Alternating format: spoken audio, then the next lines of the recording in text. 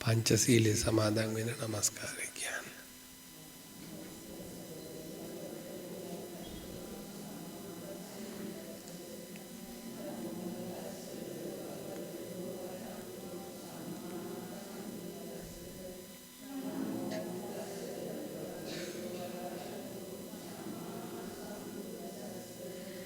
බුද්ධං සරණං ගච්ඡාමි ධම්මං සරණං ගච්ඡාමි සංඝං සරණං ගච්ඡාමි ဒုတိယံ පි බුද්ධං සරණං ගච්ඡාමි ဒုတိယံ පි ධම්මං සරණං ගච්ඡාමි ဒုတိယံ පි සංඝං සරණං ගච්ඡාමි တတိယံ පි බුද්ධං සරණං ගච්ඡාමි တတိယံ පි ධම්මං සරණං ගච්ඡාමි တတိယံ පි සංඝං සරණං ගච්ඡාමි පාණාතිපාතා වේරමණී සික්ඛාපදං සමාදියාමි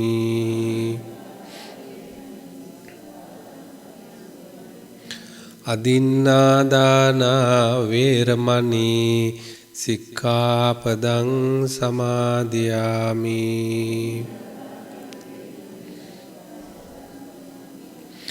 กาเมสุมิจฉาจาราเวรมณีสิกขาปดังสมาธิยามิ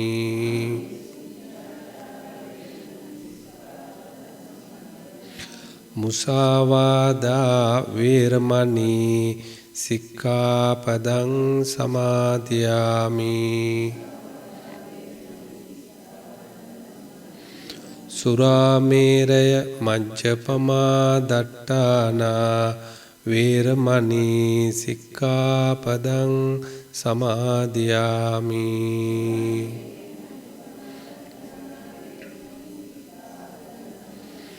මේ තිසරණ සහිත වූ පංචශීල ධර්මය මාර්ගඵල නිවන් පිණිසම හේතු වේවා පංචමාරේ ජිතෝ නාතෝ පත්තෝ සම්බෝධි මුත්තමං චතු සච්ඡං පකාසේති මහාවීරං නමාමහං ඒතේන සච්ච වජ්ජේන සබ්බේ මාරා පලායන්තු අනාදිමත් කාලයක සිට ලොව පහළ වූ බුදුපසේ බුදුමහරහතුන් කෙරෙහිද සිල්වත් ගුණවත් නුතුමන් කෙරෙහිද වැඩිහිටි ගුරුවර දෙමව්පියාදීන් කෙරෙහිද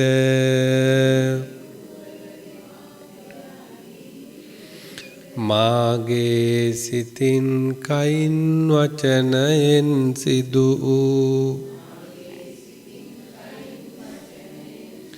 සියලු කර්ම දෝෂවලට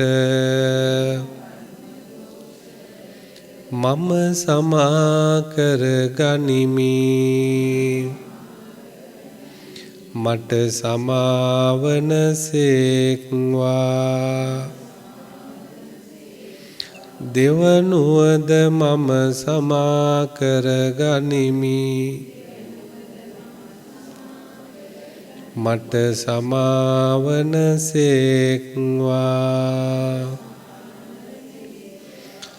තුන්වෙනුවද මම සමා කර ගනිමි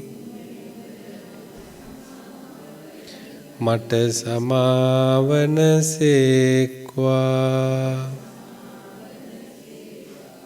බන්තේ සංසාර වඩ දුක්ඛතෝ මෝචනත්තාය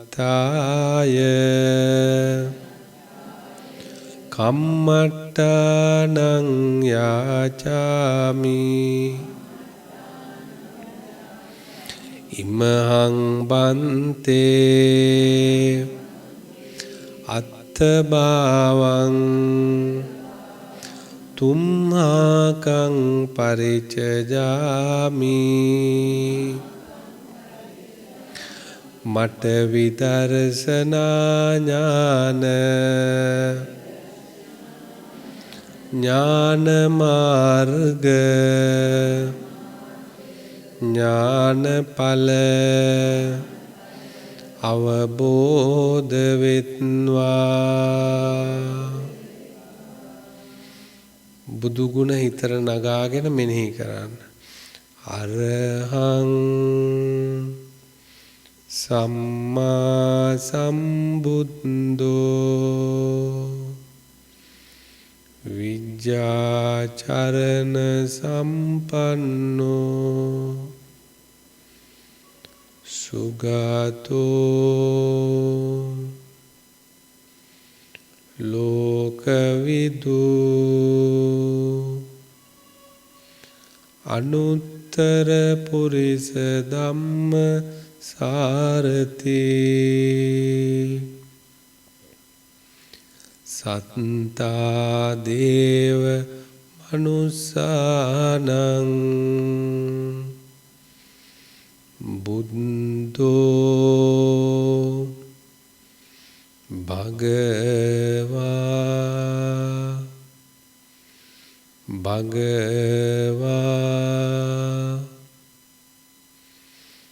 බුද්ධෝ සත්තා දේව මනුස්සානං අනුත්තර පුරිස ධම්ම සාරති ලෝකවිදු සුගතෝ විජ්ජාචරණ සම්පන්නෝ සම්මා සම්බුද්ධෝ අරහං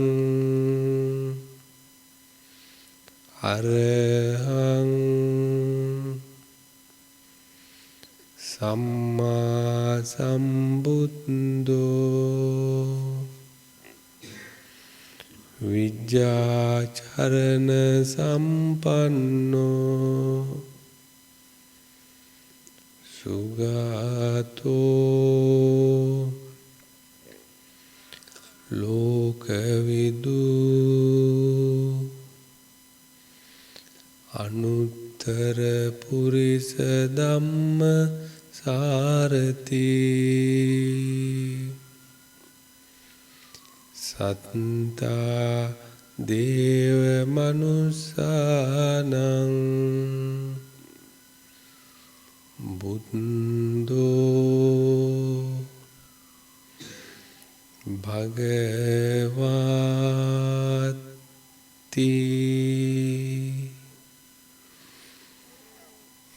මේ අය භාවනා කරන්නට ඉස්සෙල්ලා හැමදාම ওই නවාරාදී බුදු ගුණ ওই විදියට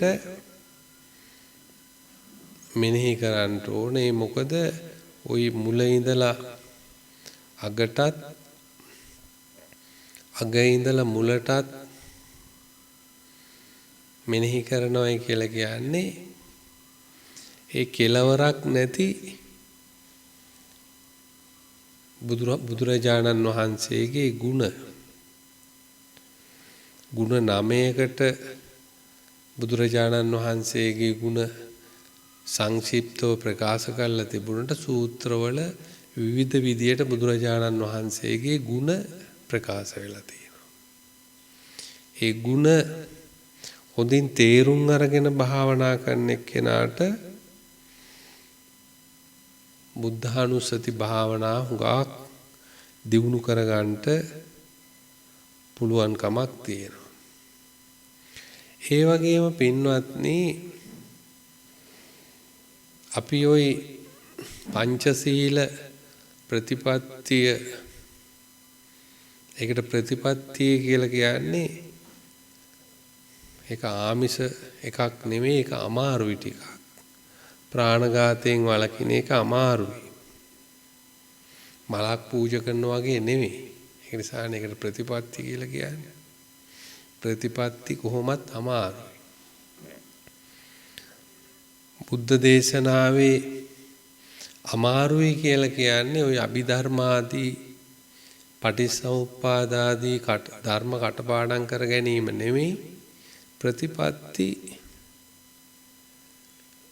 මාර්ගය හා සසඳලා දියුණු කිරීම තමයි අමාරුයි කියලා බුදුරජාණන් වහන්සේ පෙන්වලා තියෙන්නේ. එතකොට ওই පංචශීල ප්‍රතිපත්තියත් පහසු නෑ, ඒකත් අමාරුයි. මට ඒක ගැන වචනයක් ප්‍රකාශ කරන්න ඕනකම තිබුණා.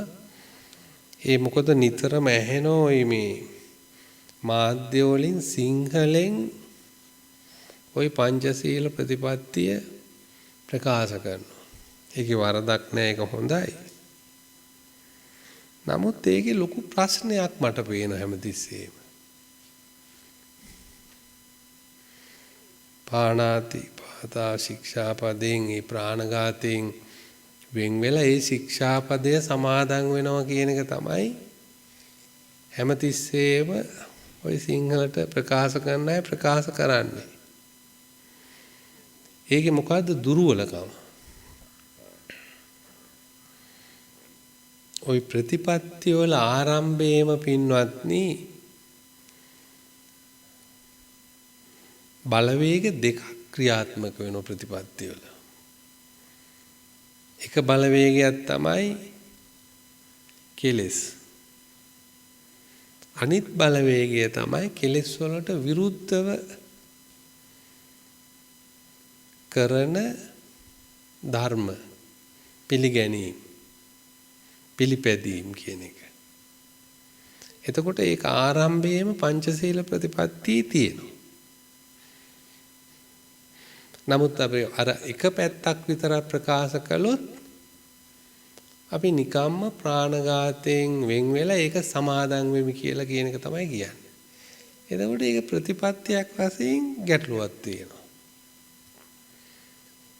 දැන් ප්‍රාණඝාතය කියලා කියන්නේ මොකක්ද? අපේ හිතේ ඇති වෙන ක්ලේශය මොකක්ද? ඒ බැඳිච්ච තරහ, ද්වේෂය, ව්‍යාපාදය, වෛරය. ඒක තමයි කෙලෙස්. ඒක තමයි ඒ කෙලෙස් බලවේගය ඒක. එතකොට අපි ඒකේ ඒ කෙලෙස් බලවේගය නැති කරන්න එතන ඇති කරගන්නේ මොකක්ද? මෛත්‍රිය, කරුණා. ඒ නිසා මේ ශික්ෂාපදේ එන්න ඕන මේ විදියට. ප්‍රාණඝාතයෙන් වැළකීමත් මෛත්‍රිය දියුණු කිරීමත්. එනිසා අපි ශික්ෂාපදේ තේරුම් ගන්න ඕන පරපණ නැසීමෙන් වැළකී මෛත්‍රිය දියුණු කරමි. අන්න ඒ විදිහටයි ශික්ෂාපදේ ඉන්නවා.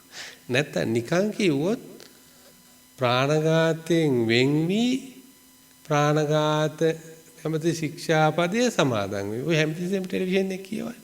ඔය සංවිධානාත්මක වගේ. ඒක ඉතින් වැරදිනේ. යම් කිසි දෙයක් අපි තේරුම් ගන්න ඕන. තේරුම් නොගත්තොත් කොච්චර ලොකු දේවල් අපි පරිහරණය කරත් ඒ ලොකු දේවල් කියලා වැඩක් නැහැ. උඩා දේ ඉඳලා අපි තේරුම් ගැනීම. ධර්මයේ තේරුම් ගැනීමක් කියන එක නෙවෙයි.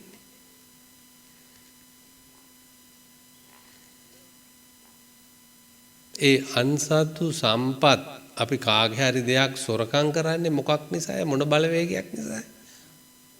මනසේ තියෙන ලෝභය. ලෝභය නැති කරන්න මොකද්ද කරන්න ඕන? පරිත්‍යාගය. ඉතින් ඒකනේ ශික්ෂාපදේ අනිත් පැත්ත. අන්සතු සම්පත් සොරසිතින් ගැනීමෙන් වැළකී පරිත්‍යාගය පුරුදු කරමි. ඒක ඒ විදිහට තේරුම් ගත්තට නේද ප්‍රතිපත්තියක් වෙන්නේ නැහැ.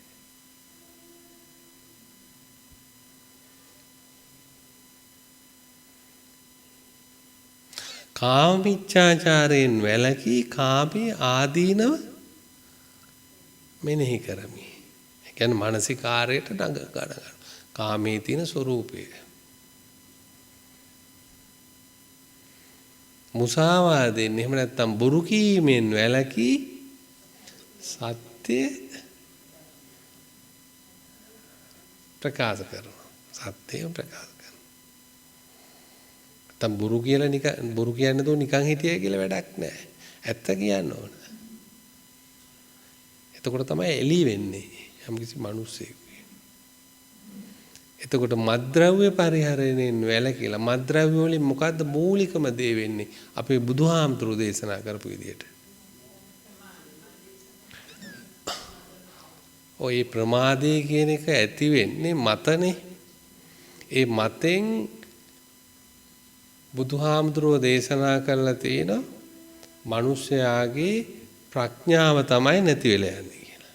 ඒ කියන්නේ මොළයට තමයි ලොකුම හානිය සිද්ධ වෙන්නේ. අපි බුදුහාමුදුරුවෝ දේශනා කරන්නේ.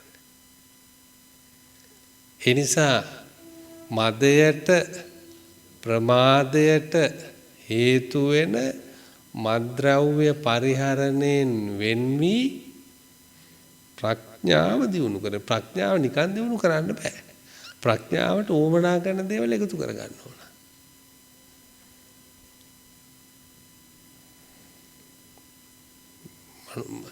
අර මතට පත් වෙච්ච කෙනෙකුට සිහියයි ඥානයයි නැති වෙලා යන්නේ. ඊළඟට එයා කතා කරන දේවල්, එයා කරන දේවල් එයා මොකක්වත් දන්නේ නැහැ. එතකොට ඒක තේරුම් ගන්න ඕන. නිකන් කවුරු හරි ඔයි කිව්වයි කියලා මම මේක වෙන් වෙලා මම මේකෙන් සමාදන් වෙන කියලා ඕක කියවන්න යන්න එපා. එතකොට අපි සත්තු වගේ වෙනවා. යම් කිසි දෙයක් තර්කානුකූලවයි තියෙන්නේ. ඒක තමයි විචාර බුද්ධිය කියලා කියන්නේ. මම ඒක වැඩි විස්තර කරන්න යන්නේ මේ අය තේරුම් ගන්න. එතකොට තියෙනවා අපේ එක බලවේගයක් තියෙනවා කෙලෙස් හා බැඳිලා. තව බලවේගයක් තියෙනවා කුසලය හා බැඳිලා. ඒක වලක්ව ගන්න. ගින්නක් ඇති වෙනවා නම් ඒකට වතුර ඕමනා කරනවානේ. දැන් බුදුරජාණන් වහන්සේගේ ප්‍රාතිහාරයේ යමක කියන්නේ දෙකක්. යමක වර්ගය කියලා එකක් තියෙනවානේ. යමක වර්ගය කොහොමද පටන් ගන්නෙ? එකක් කියනවා මනසාචේ පදුට්ටේන. මනස නරක කරගත්ත බලවේගය. අනිත් එක මනසාචේ යමක. ඒකටත් කියන යමක වර්ගය දෙකක් තියෙනවා ලං කරලා. එතකොට තමයි ප්‍රතිපත්තිය කියන එක ගොඩ නැගෙන්නේ. බුදුරජාණන් වහන්සේගේ තියෙන යමක ප්‍රාතිහාර්ය. එතකොට එතනක් තියෙනවා ගින්නයි ජලයයි පෙන්වන්නේ. එතකොට එතන බලවේග දෙකක්. ප්‍රතිවිරුද්ධ බලවේග දෙකක්.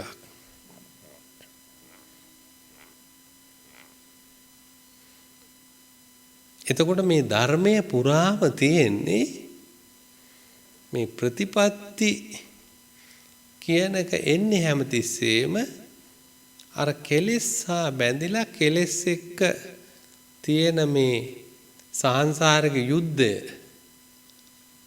ලොකු යුද්ධයක් නේ තියෙන්නේ. ඒ යුද්ධයට වොමනා කරන ප්‍රමාණයට අර ಗುಣධර්ම දියුණු වීම එක පැත්තකින් අනිත් පැත්තෙන් අරව අඳුරා ගැනීම තේරුම් ගැනීම. ප්‍රතිපත්තියක මූලික ලක්ෂණ. ඒවා අමතක කරන්න එපා. ඒවා හරියට මේ කුඩා දේවල්. මොකද මේ ශාසනය වහලා දාන්න ඕන කමින් උත්සාහ කරන කට්ටිය පොඩි දේ ඉඳලා වහගෙන එනවා. වලිගේ ඉඳලා වැහුවට පස්සේ මොකක්වත් පේන්නේ නැහැ. සමහර අය ලොකු තැන් වහන්න උත්සාහ කළා. ඒ නිසා අපිට ඥාණය තමයි පින්වත්නි ඌමනා කරන්නේ. ඒ ඥාණය අපි හොඳින් යමක් නැවත නැවත හිතන්න ඕන, නැවත නැවත මෙනෙහි කරන්න ඕන, නැවත නැවත සම්මර්ෂණය කරන්න ඕන. එතකොට තමයි ඒක පිළිබඳ පැහැදිලි අවබෝධයක් අපිට ලබා ගන්නට පුළුවන්කමක් තියෙන්නේ. නැත්තම් කෙනෙක් කිව්ව ප්‍රමාණේ බාර ගැනීම අපේ වගකීමක් නෙවෙයි. ඒක මදි පුංචි ගමක් නිසා එහෙම කරනව නෙවෙයි. වගකීමේ කියලා කියන්නේ මේ දුකින් නිදහස් වීමේ වගකීම. කවුරු හරි ගිඩි පිටින් දෙන එකක් බාරගෙන කටයුතු කිරීමෙන් දුකින් නිදහස් වෙන්න බෑ. දුකින් නිදහස් වීමේ වගකීමට අපි විචාරශීලීව ඒව දිහා තේරුම් අරගෙන තමයි ඒව පුහුණු වෙන්න ඕන. එතකොට පේනවා දැන් බුදුරජාණන් වහන්සේ යම් විදියකින් සීලේ පතිට්ඨාය නරෝ සපඤ්ඤෝ චිත්තම් පඤ්ඤංච භාවයං සීලය පිහිටි ගුණයක් හැටියට සලකනකොට ඒකම එතෙන්ට සම්බන්ධ වෙලා තියෙන චිත්තං පඤ්ඤංච භාවයං සිත දියුණු කිරීමයි ප්‍රඥාව දියුණු. එතකොට අර මේ මාර්ගය සම්පූර්ණව විස්තර කරලා තියෙන ඒ ගාථාවේ. එතකොට අර ප්‍රතිපත්තියේම පටන් ගන්නෙ නැත්ද පංචශීල ප්‍රතිපත්තිය හරියට තේරුම් ගත්තොත් එතන ඒ ප්‍රතිපත්තිය අපි හොඳට තේරුම් ගන්නවා. එතන භාවනාවකුත් තියෙනවා, සීලෙකුත් තියෙනවා, ප්‍රඥාවක් දියුණු වෙනවා. එතකොට බුදුරජාණන් වහන්සේ කිසි විටකවත් යම් කිසි දෙයක් මේක සීලය සඳහාය කියලා දේශනා කරන්නේ. ඒක අවුස්සල විමසල බලනකොට සිතේ දියුණුව ගැනත් එතන තියෙනවා. ප්‍රඥාවත් එතන තියෙනවා. ඒ නිසානේ කේවල පරිපූර්ණං කියලා තියෙන්නේ. ඒ අංග සම්පූර්ණ දේවල් හැටියට තියෙන්නේ. ඒ නිසා පංචශීල ප්‍රතිපත්තිය පුංචි එකක් නෙමෙයි. ඒක ටිකක් අමාරු ඥානවන්තයන් විසින් තේරුම් ගත යුතු දෙයක්. එක්තරා අවස්ථාවක සාරිපුත්ත මහරහතන් වහන්සේත් ආනන්ද මහරහතන් වහන්සේත් මේ දෙනම ආනන්ද මහරහතන් වහන්සේ සාරිපුත්ත මහරහතන් වහන්සේගෙන් විමසා සිටිනවා. සාරිපුත්තයන් වහන්සේ මේ කෙනෙක්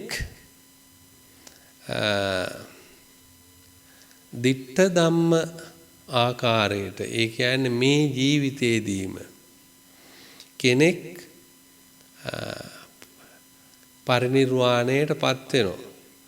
තව කෙනෙක් එහෙම වෙන්නේ නැහැ. ඒකට මොකද්ද හේතුව කියලා සාරිපුත්ත මහරහතන් වහන්සේගෙන් ආනන්ද උත්තමයන් වහන්සේ විමසා සිටින උන්වහන්සේට දැන ගැනීමටත් වඩා මේ ධර්ම සාකච්ඡා ඒ මහරහතුන් වහන්සේලා එකතු වෙලා කරන ධර්ම සාකච්ඡා මහා රහසියක් සූත්‍ර පිටකේ තියෙනවා. ඒ ධර්ම සාකච්ඡා නිසා තමයි ඉදිරි පිරිස තේරුම් ගන්නේ ධර්මය. එතකොට මුළු බුද්ධ ශාසනයේම සීල අනුග්‍රහයකින් යුක්තයි. ඊළඟට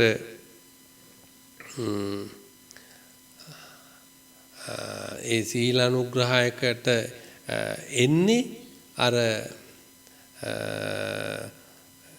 හොඳට ශ්‍රවණය කළා ධර්මයේ ඉගෙනගෙන ධර්ම සාකච්ඡා කළා ඒ තුලින් සීල අනුග්‍රහයක් ලබා ගන්නවා. ඊළඟට සමත අනුග්‍රහයක් ලබා ගන්නවා, විදර්ශනා අනුග්‍රහයක් ලබා ගන්නවා. ඒ ලබාගෙන තමයි අපි මේ සංසාර ගමන ඈතර කරගන්නට කටයුතු කරන්නේ. එතකොට සාරිපුත්ත මහරහතන් වහන්සේ ප්‍රකාශ කරනෝ ආනන්දය බුදුරජාණන් වහන්සේ දේශනා කළා තියෙනවා ඉමා හානපාගියා යතා භූතං නප්පජානාති. වැඩි දෙනෙක් තමා පිරිහෙන මාර්ගයට යනවද කියලා නප්පජානාති දැනගෙන නැහැ, දැනගන්නේ නැහැ. තව කෙනෙක් ඉමාටිති භාගයා යතා භූතං නප්පජානාති. තව කෙනෙක් මේ නතර වෙලා ඉන්නවා කියලා එයා තේරුම් අරගන්නෙත් නැහැ. ඉමා නිබ්බේ විශේෂ භාගයා යතා භූතං නප්පජානාති. එයා මේ මාර්ගයට පිවිසෙන්නේ කොහොමද, පිවිසිලාද කියලා දන්නෙත් නැහැ තව කෙනෙක්. ඊළඟට ඉමා නිබ්බේදි භාගයා යතා භූතං නප්පජානාති. මේ නිවනයි මේ නිවන් මාර්ගයයි කියලා හරියට කෙනෙක් අවබෝධ මේ ධර්ම හතරම තේරුම් නොගන්න පිරිස තමයි වැඩි දෙනෙක් ඉන්නේ. සාරිපුත්ත මහරහතන් වහන්සේ බුදුරජාණන් වහන්සේගේ ධර්මයට අනුව භික්ෂු භික්ෂුණී උපාසක උපාසිකා කියන මේ හතර පිරිසෙන් වැඩි දෙනෙක් මේ කාරණා හතරම දන්නේ නැහැ. පිරිහෙන මාර්ගය දන්නේත් නැහැ, නතර වෙලා ඉන්න තත්ත්වය දන්නේත් නැහැ, මාර්ග ඵලය හෝ මාර්ග ඥානය දන්නේත් නැහැ. ඊළඟ නිවන හෝ නිවනට බැසගෙන ඉන්න ආකාරය දන්නේත් නැහැ. එතකොට දැන් රහතුන් වහන්සේලා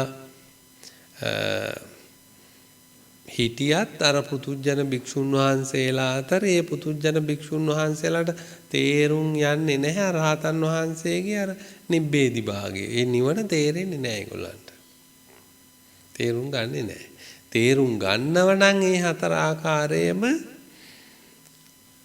ඒ හැම කෙනෙක්ම මේ ජීවිතේදීම පිරිනිවනට පත් වෙනවයි කියලා සාරිපුත්ත මහරහතන් වහන්සේ දේශනා කළා. එතකොට පිරිනිවීම කියන එක ඒ වචනේ සාමාන්‍ය අර්ථය අපි තේරුම් ගත්තොත් පින්වත්නි අවබෝධ කොට නිවීමයි කියන එක. එතකොට දැන් කෙනෙකුට හිතෙන්න පුළුවන් පිරිලා නිවෙනවා කියලා. දැන් අපි එක පැත්තකින් පිරෙන්න උත්සාහ කරන පැත්තක් තියෙනවා. ලෞකික වශයෙන් අපි මේ ඉන්ද්‍රිය පිනවමින් ඒ පැත්තෙන් නොයෙකුත් දේවල් ලං කරගෙන පිරෙන්න උත්සාහ කරනවා. ඒව කවදාත් පිරෙන්නෙත් නැහැ. පිරුණයි කියලා හිතුව අවස්ථාවක නිවෙන්නෙත් නැහැ. ඇවිලීමක් තමයි මනසේ තියෙන්නේ. නමුත් මෙතන අවබෝධයටපත් වෙලා අවබෝධයෙන්ටපත් වෙලා අවබෝධයෙන් පිරීලා පිරිනිවන් යනවා කියලා කියන්නේ මේ ධර්ම හොඳින් තේරුම් අරගෙන මේවාට තියෙන ඒ උපාදාන ගතිය සම්පූර්ණයෙන්ම අත්හැරීමෙන් ඒ ඇත්තා මේ ජීවිතයේදීම පිරිනිවන් යනවා කියලා බුදුරජාණන් වහන්සේ දේශනා කළා. දැන් ওই පිරිනිවන් කියන වචනේ සමහර විට අපි හුඟක් වෙලාවට තේරුම් ගන්න බුදුරජාණන් වහන්සේ අවුරුදු 45ක් ධර්ම දේශනා කළා කුසිනාරා සල්ලුයනේදී උන්වහන්සේ පිරිනිවන් පෑවා කියන එක. නමුත් බුදුරජාණන් වහන්සේ මේ පිරිනිවීම කියන එක පෙන්වන්නේ උන්වහන්සේගේ අවුරුදු 35න් අර සම්පූර්ණ කෙලෙස් පරිදාහයන් අවසන් වෙනවා. උන්වහන්සේ සම්පූර්ණ අවබෝධයටපත් වෙනවා. ඒ සම්පූර්ණ අවබෝධයටපත් වීම තමයි උන්වහන්සේගේ පිරිනිවීම හැටියට බුදුරජාණන් වහන්සේ පෙන්වලා තියෙන්නේ. පරිනිබ්බුතෝසෝ භගවා පරිනිබ්බානාය ධම්මං දේසේති. බුදුරජාණන් වහන්සේ පිරිනිවන් ගිහිල්ලා පිරිනිවීම පිණිසම උන්වහන්සේ ධර්මයේ දේශනා කරනවා කියන එක තමයි දේශනා පාළිය තුල ඇතුල් වෙලා තියෙන්නේ. එතකොට නිවන් දකින්නවා එහෙම නැත්නම් පිරිනිවන් යනවා කියන වචනේ අපි වැඩිපුර භාවිතා කරන්න පින්වත් මරණයෙන් එහා කියන අදහස. බුද්ධ ධර්මයේ එහෙම වචනයක් ඇතුළත් වෙන්නේ මරණයෙන් එහා නිවනක් හෝ එහෙම නැත්නම් පිරිනිවීමක් ගැන අපේ ශාසනය උගන්වන්නේ නැහැ. නිවන හෝ පිරිනිවීම ඒ දෙකම මේ ඒ ජීවත් වෙන අවස්ථාවේදී ලබා ගන්නා වූ දෙයක්. ඒක කෙනෙකුට ලබා ගන්නට පුළුවන්, තව කෙනෙකුට ලබා ගන්නට බෑ. ඒක නෙමෙයි කියන්නේ. ඒකට හේතුව මේ හතරම පිළිබඳ නප්පජානාති අවබෝධයක් නැහැ. හානභාගියා පිරිහෙනවා කියන මාර්ගයේ ඒ අය තේරුම් ගන්නේ නැහැ පිරිහෙන්නේ කොහොමද කියලා. එතකොට දැන් අර පිරෙනවා කියලා අපි විශ්වාස කරන පැත්තෙන් තමයි අපි පිරිහීමට යන්නේ. ඇයි මේකේ ආසාවන් ඉවර වෙන්නේ නැහැ? අපි පිරිහීමටපත් වෙනවා. ඒවෙන් හැමතිස්සෙම උපදින්නේ මොනවද? ලෝභ, දේශ, මෝහ, මදමාන, ඊර්ෂ්‍යා කියන ධර්ම. ඒවා ගැන නැවත මෙනෙහි කිරීම, ඒවා ගැන කල්පනා කිරීම, ඒවා වැඩි වැඩියෙන් ප්‍රාර්ථනා කිරීම තුලින් සිද්ධ වෙන්නේ අර පිරිහීමේ පැත්ත. නමුත් ඒක වැඩි දෙනෙක් ලෝකයා දන්නේ නැහැ. ඒක දන්නේ නැති නිසා ඒ පැත්තෙන් උත්සාහ කරනවා පුළුවන් තරම් ජීවිතේ අවසාන මොහොත දක්වාම ඒවයින් මොනවා හරි සතුටක් ලබා ගන්නට පුළුවන්ද කියලා. එතකොට සාරිපුත්ත මහ රහතන් වහන්සේ පෙන්නන්නේ මේක ලෝකයාට ප්‍රකාශ කළාට මේක ලෝකයා දකින්නේ නැහැ, තේරුම් ගන්නේ නැහැ. තිතිබහකියා කියලා කියන්නේ දැන් බුදුරජාණන් වහන්සේ වැඩ සිටි සමේ යම් අෂ්ට සමාපatti ආදී දේවල් ලබාගෙන ඒක තමයි කෙලවර කියලා කල්පනා කරපු ශ්‍රමණ බ්‍රාහ්මණයෝ අප්‍රමාණ හිටියා. පසු කාලේන අපේ බුද්ධ ශාසනය තුල පවා එහෙම ඇති වුණා. ඒ ධානවලට තියෙන ඇල්ම නිසා, ආශාව නිසා ඒවයින් ලබන සතුට සැනසීම නිසා ඒ ධාන වලින් සෑහීමකටපත් වෙලා වාසය කරපු විශාල පිරිසක් හිටියා. ඒ අය එතකොට තිතිභාගයා නතර වෙලා තියෙන්නේ මාර්ගයේ යන්නේ නැහැ නේහට. ගමනක් නැහැ. එතකොට වර්තමානයේ වුණත් එහෙම වෙන්න පුළුවන්. අර විශේෂ භාගයා කියලා පෙන්වන්නේ පින්වත්නි අර යම්කිසි කෙනෙක් සමාපatti වලින් අනිත්‍ය දුක්ඛ වශයෙන් ලබා ගන්නා වූ යම්කිසි සමාධියක් අනිමිත්ත අපනිහිත ශුන්්‍යත කියන සමාධිය වලින් යම්කිසි කෙනෙක් ඒ විවෘත කරගෙන අර මාර්ගයට බැස ගැනීම. ඒක දන්නෙත් නැහැ. ඊළඟට නිබ්බේදි භාගය නැ නිබ්බිදාය කියන වචනේ මේ අය දන්නෝ අවදි වීම කියන එකනේ. දැන් අපේ බණ පොත්වල ඒකේ නිතරම තියෙන කලකිරීම කියලා. ඉතින් ඒ වචනේ මම වැඩි පාවිච්චි කරන්න කැමති නැහැ. මොකද හැමතිස්සෙම වැරදි විදියට ඒ වචන අල්ල ගන්නවා. කලකිරීමක් කියන එකක් නෙවෙයි එතන අවදි වීමක්. අලුතෙන් අවදි වීමක්. ඇයි අලුතින් කියලා කියන්නේ? අපි අවදි වුනේ නැද්ද මීට පෙර සසර? අපි ඇත්ත වශයෙන්ම මීට පෙර සසර අවදි වුණේ නැහැ. අවදි වුණා නම් අපි මෙච්චර දුර එන්නෙත් නැහැ. අපි අවදි වුණේ නැහැ.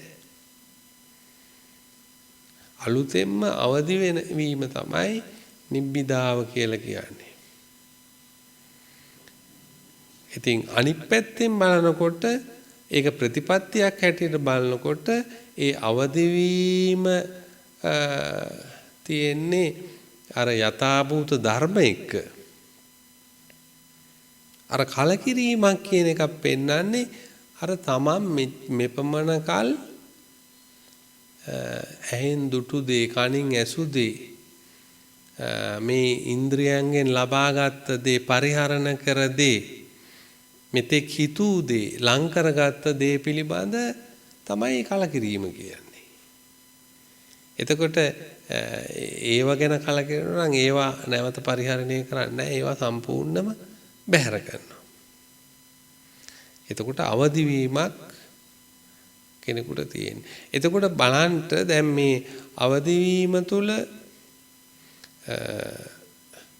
ඒක ප්‍රතිපත්තියක් හැටියට අර මුල් දේශනාවේ වගේ අපි තේරුම් ගත්තොත් එක පැත්තක් තියෙනවා සම්පූර්ණයෙන්ම අඳුරු පැත්තක්. තා පැත්තක් තියෙනවා ආලෝකමත් පැත්තක්. එතකොට ඒ අඳුරු පැත්ත කියන්නේ මේ ඉන්ද්‍රිය ගමනයත් එක්ක ඇති කරගත්තා වූ බලවේගය. සුඛ වේදනා, දුක්ඛ වේදනා, උපේක්ඛා වේදනා, වේදනාව හා මැදිච්ච බලවේගය. එතකොට ඒවයි තියෙන යථා ස්වභාවය තේරුම් ගැනීමෙන් ඒවා සම්පූර්ණයෙන්ම අතහැරීමෙන් ලබා ගන්නා වූ විමුක්තිය ආලෝකය නිබ්බිදාව කියන වචනේ තුල. එතකොට ඒ නිසා තමයි ඉමා නිබ්බිදා නිබ්බේදි භාගියා යථා භූතං නප්පජානාති.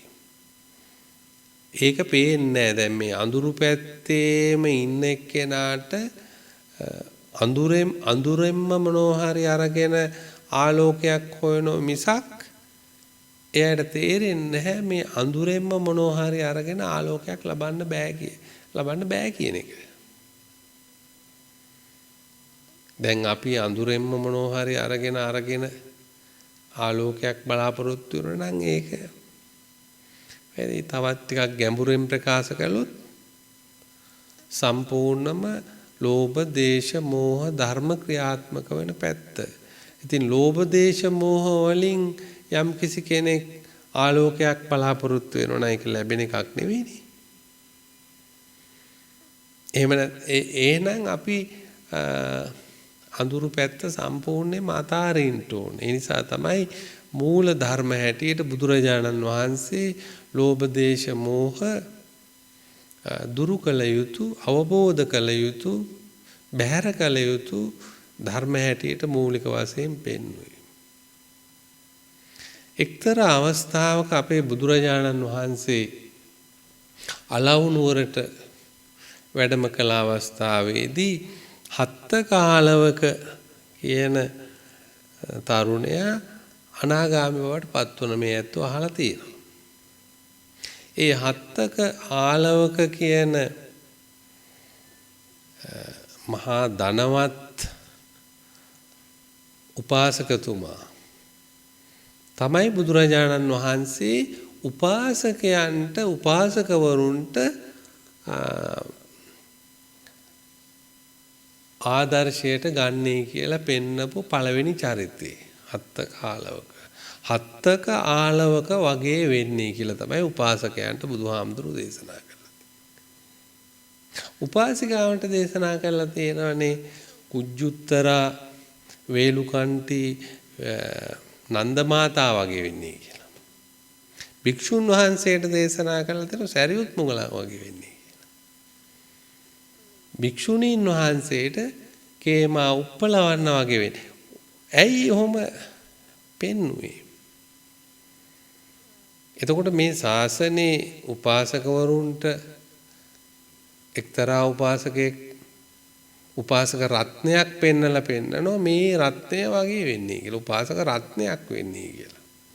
උපාසිකාවන්ට උපාසිකා රත්නයක් පෙන්නලා කියනවා මේ වගේ වෙන්නේ කියලා. භික්ෂුන් වහන්සේට අර සරියුත් මුගලන් මහරහතුන් වහන්සේලා දෙනම පෙන්නලා කියනවා ඒ වගේ තුලාධාරයක් හැටියට ගන්නවනම් කිරලා ගන්නවනම් කිරන්න ගන්නවනම් එක පැත්තකට දාන්නේ මේ සාරිපුත්ත මහරහතන් වහන්සේ. අන්න එතකොට තමයි උඹේ පැවිදි ජීවිතයේ අංග සම්පූර්ණ වෙන්නේ. උපාසකයෙක් ගැනත් එහෙම ප්‍රකාශ කරලා තියෙනවා. එතකොට මේ හත්ත කාලවක එක්තරා වෙලාවක 500ක් පිරිස සමග බුදුරජාණන් වහන්සේ හමුවෙන්ට ඇවිල්ලා බුදුරජාණන් වහන්සේට වැඳ නමස්කාර පසඟ පිහිටවල ඉන්න අවස්ථාවේ බුදුරජාණන් වහන්සේ විමසා සිටිනෝ හස්ත කාලවක මේ විශාල පිරිසක් ඔබ කොහොමද මේ තරම් සාමකාමී විදිහට පරිහරණය කරන්නේ? ඒ කියන්නේ නිතරම 500ක් විතර පිරිසක් අත්ත කාලවත් එක්ක කටයුතු කරනවා එකටම. ඒ පිරිස මේ තරම් සතුටෙන් කොහොමද මේ පිරිස පාලනය කරගෙන කටයුතු කරගෙන යන්නේ? ස්වාමීනි බුදුරජාණන් වහන්සේ දේශනා කරපු ධර්මයේ මම හොඳින් ඉගෙනගෙන තියෙනවා. බුදුරජාණන් වහන්සේ සතර සංග්‍රහ වස්තුවෙන් අපිට ධර්ම දේශනා කළා තියෙනවා. ඊට අනුකූලව සතර සංග්‍රහ වස්තුවෙන් යුක්තව මේ අය මම පරිහරණය කරනවා. ඒ කොහොමද කියනවනම් ස්වාමීනි කෙනෙකුට ත්‍යාගයෙන් දානෙන් උපකාර කරන්නට අවශ්‍ය වෙලාවක් නම් මම ත්‍යාගයෙන් එහෙම නැත්නම් දානෙන් උපකාර කරනවා. එයාට දැන් උමනා වෙලා තියෙන්නේ යම් කිසි දෙයක් ලබා ගැනීම. එයාගේ කරදර ප්‍රශ්නවල අඩු කරගන්න යම් කිසි දෙයක් ලබා ගන්න. මුදලක් හෝ ද්‍රව්‍යයක් හෝ නිලයක් හෝ සමන්ත ත්‍යාගයෙන් සංග්‍රහ කරන ඒගොල්ලන්ට. තව කෙනෙකුට ස්වාමීනි ප්‍රිය වචනයෙන් මම සංග්‍රහ කරනවා. ප්‍රිය වචනයෙන් ඌමනා කරන කෙනාට ප්‍රිය වචනයෙන් සංග්‍රහ කරනවා. ඇයි ප්‍රිය වචනය ඌමනා කරන්නේ හුඟක් අයට? දැන් අපි දන්නවා කාලෙන් කාල අපේ කර්ම නිසා හෝ සිදුවීම් නිසා හෝ කෙනෙකුට ප්‍රිය වදන් ශ්‍රවණය කරන්න ලැබෙන්නේ නැහැ. අඩු ගානේ දූ දරුවන්ගේවත් අහන්න ලැබෙන්නේ නැහැ. සමහර වයසට ගිහිපු අයට වුණත් එහෙමයි. තරුණ කාලේ වුණත් එහෙමයි.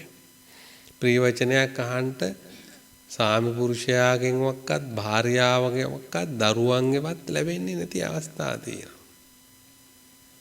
හැමතිස්සෙම කටෝර දුක් සහගත වචන තමයි මුළු ජීවිත කාලෙම ඇහෙන්නේ. ඒ නිසා ස්වාමීනි මම ඒ අවස්ථාවට ප්‍රිය වචනෙන් එයාට සංග්‍රහ කරනවා. ප්‍රිය වචනෙන් දාස දාසියෝ ඉන්නෝ සේවකයෝ ඉන්නෝ එයාට මම ප්‍රිය වචනෙන් යුක්තව සංග්‍රහ කරන වචනෙන් සංග්‍රහ කරනවා. ඒ අය සතුටු කරනවා. ඊළඟට තව කෙනෙකුට අර්ථචර්යාවෙන් සංග්‍රහ කරන්න ඕන නම් අර්ථචර්යාවෙන් සංග්‍රහ කරනවා.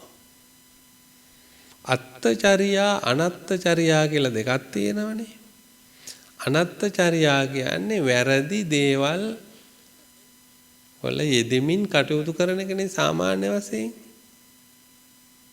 ඒ අනත්තචර්යාවල ඉන්න එක්කෙනාට අර්ථචර්යාව අවශ්‍යයි. ඒක ලැබෙන්නේ කල්යාණ මිත්‍රයෙකු වෙන්නේ. පස්පව් දස කුසල් ආදී කරන මව්පියන්ට සලකන්නේ නැති අනත්තචර්යාවන්ගෙන් යුක්ත පිරිස ඉන්නෝනේ. දැන් මිත්‍රයෝ ගැනක් කියනකොට කියනවා අත්තක්කායීච යෝමිත්තෝ කියලා කියනවා. අර්ථචර්යාවෙන් සංග්‍රහ කරනවා. හරි දේ පෙන්නනවා, හරි දේ කියලා දෙනවා. හරි මඟ දක්වනවා. හරි කාරණාව සුදුසු අවස්ථාවේදී හරි කාරණාව තුළ පිහිටවනවා. අත්චර්යාවෙන් යුක්ත කෙනෙක් එහෙමයි. අර්ථචර්යාවෙන් සංග්‍රහ කරනවා. ඊළඟට දානය, ප්‍රිය වචනය, අර්ථචර්යාව සමානාත්මතාවය. ඒ සමානාත්මතාවය දැන් අපි කෙනෙක් හිතන්න පුළුවන් දැන් බුදුරජාණන් වහන්සේ අකුසල ධර්මයක් හැටියට පෙන්නන පලාස. පලාස කියන්නේ මොකක්ද? යම්කිසි ගුණ ධර්ම ඇති උසස් පුජ්‍යලේ දිහා බලලා මාත් එයා වගේ කියලා හිතනවා. ඒක වැරදි. එයා වගේ වෙන්න බෑ. එයා වගේ වෙන සෑහෙන දුර යන්න ඕන. සමාන තලයේ හිතාගෙන ඉන්නවා. දැන් එහෙම අවස්ථාවල සමාජ මහ පිරිසක් මැද අරයා ළඟට ඇවිල්ලා හේතු වෙනවා, කිට්ටු වෙනවා, ලං වෙනවා. මාත් ඒ වයිදී කෙනෙක් තමයි කියලා. ඒක ක්ලේශයක් හැටියට බුදුරජාණන් වහන්සේ පෙන්නනවා. දැන් මෙතන සමාන කොට සලකනවා කියලා කියන්නේ දැන් සමාජයෙන් කොන් වෙච්ච, වෙන් වෙච්ච කෙනෙක් නැති සමාජ ඉදිරියට එන්න බිය දක්වන ඉදිරියට ඇවිල්ලා කටයුතු කර ගැනීමේ හැකියාවක් නැති අය කොච්චර ඉන්නවද සමාජයේ මොනවා හරි හේතුවක් නිසා ඒ බෙලහීනතාවයන් නිසා. එතකොට හත්තක ආලවක උපාසකතුමා පෙන්නනවා මම ඒ අය සමානතාවයෙන් යුක්තව සලකනවා. ඒ අය සමාජයට ගේනවා. මගේ ඉදිරියට ගේනවා. ඒගොල්ලන්ගේ බය නැති කරනවා. ඒගොල්ලන් වෘත්තියේ පිහිටවනවා. ඒගොල්ලන්ට වෘත්තියේ වටිනකම තේරුම් කරලා දෙනවා. ඉදිරියට යන්න ඕන මාර්ගය පෙන්නනවා. එතකොට බුදුරජාණන් වහන්සේ දේශනා කරන අත්තක පුරාණෙත් යම් කිසි කෙනෙක් ඊතා පහසුවෙන් තමන්ගේ පිරිස හොඳින් පරිහරණය කළා නම් මේ සතර සංග්‍රහ වස්තු නිසාමය. දැනුදු එසේමය. අනාගතෙත් එසේමයි. ඉතින් අපිට කවදාවත් සමාජයේ කටයුතු කරන්න බෑ.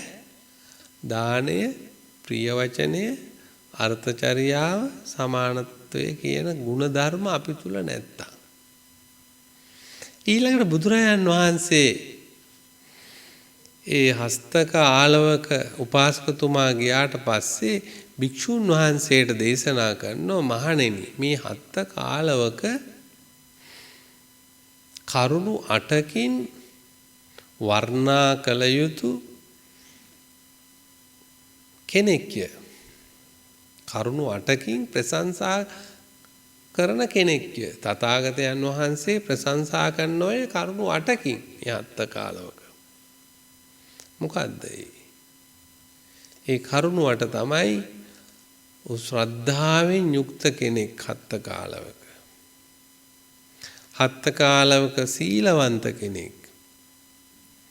හත්ත කාලවක පාපේ පිය ඇති කරගත්ත කෙනෙක්. හත්ත කාලවක පාපයට ලැජ්ජාව ඇති කරගත්ත කෙනෙක්. හිරියොතප් කියන එකයි. හත්ත කාලවක මහණෙනි ත්‍යාගවන්ත කෙනෙක්. හත්ත කාලවක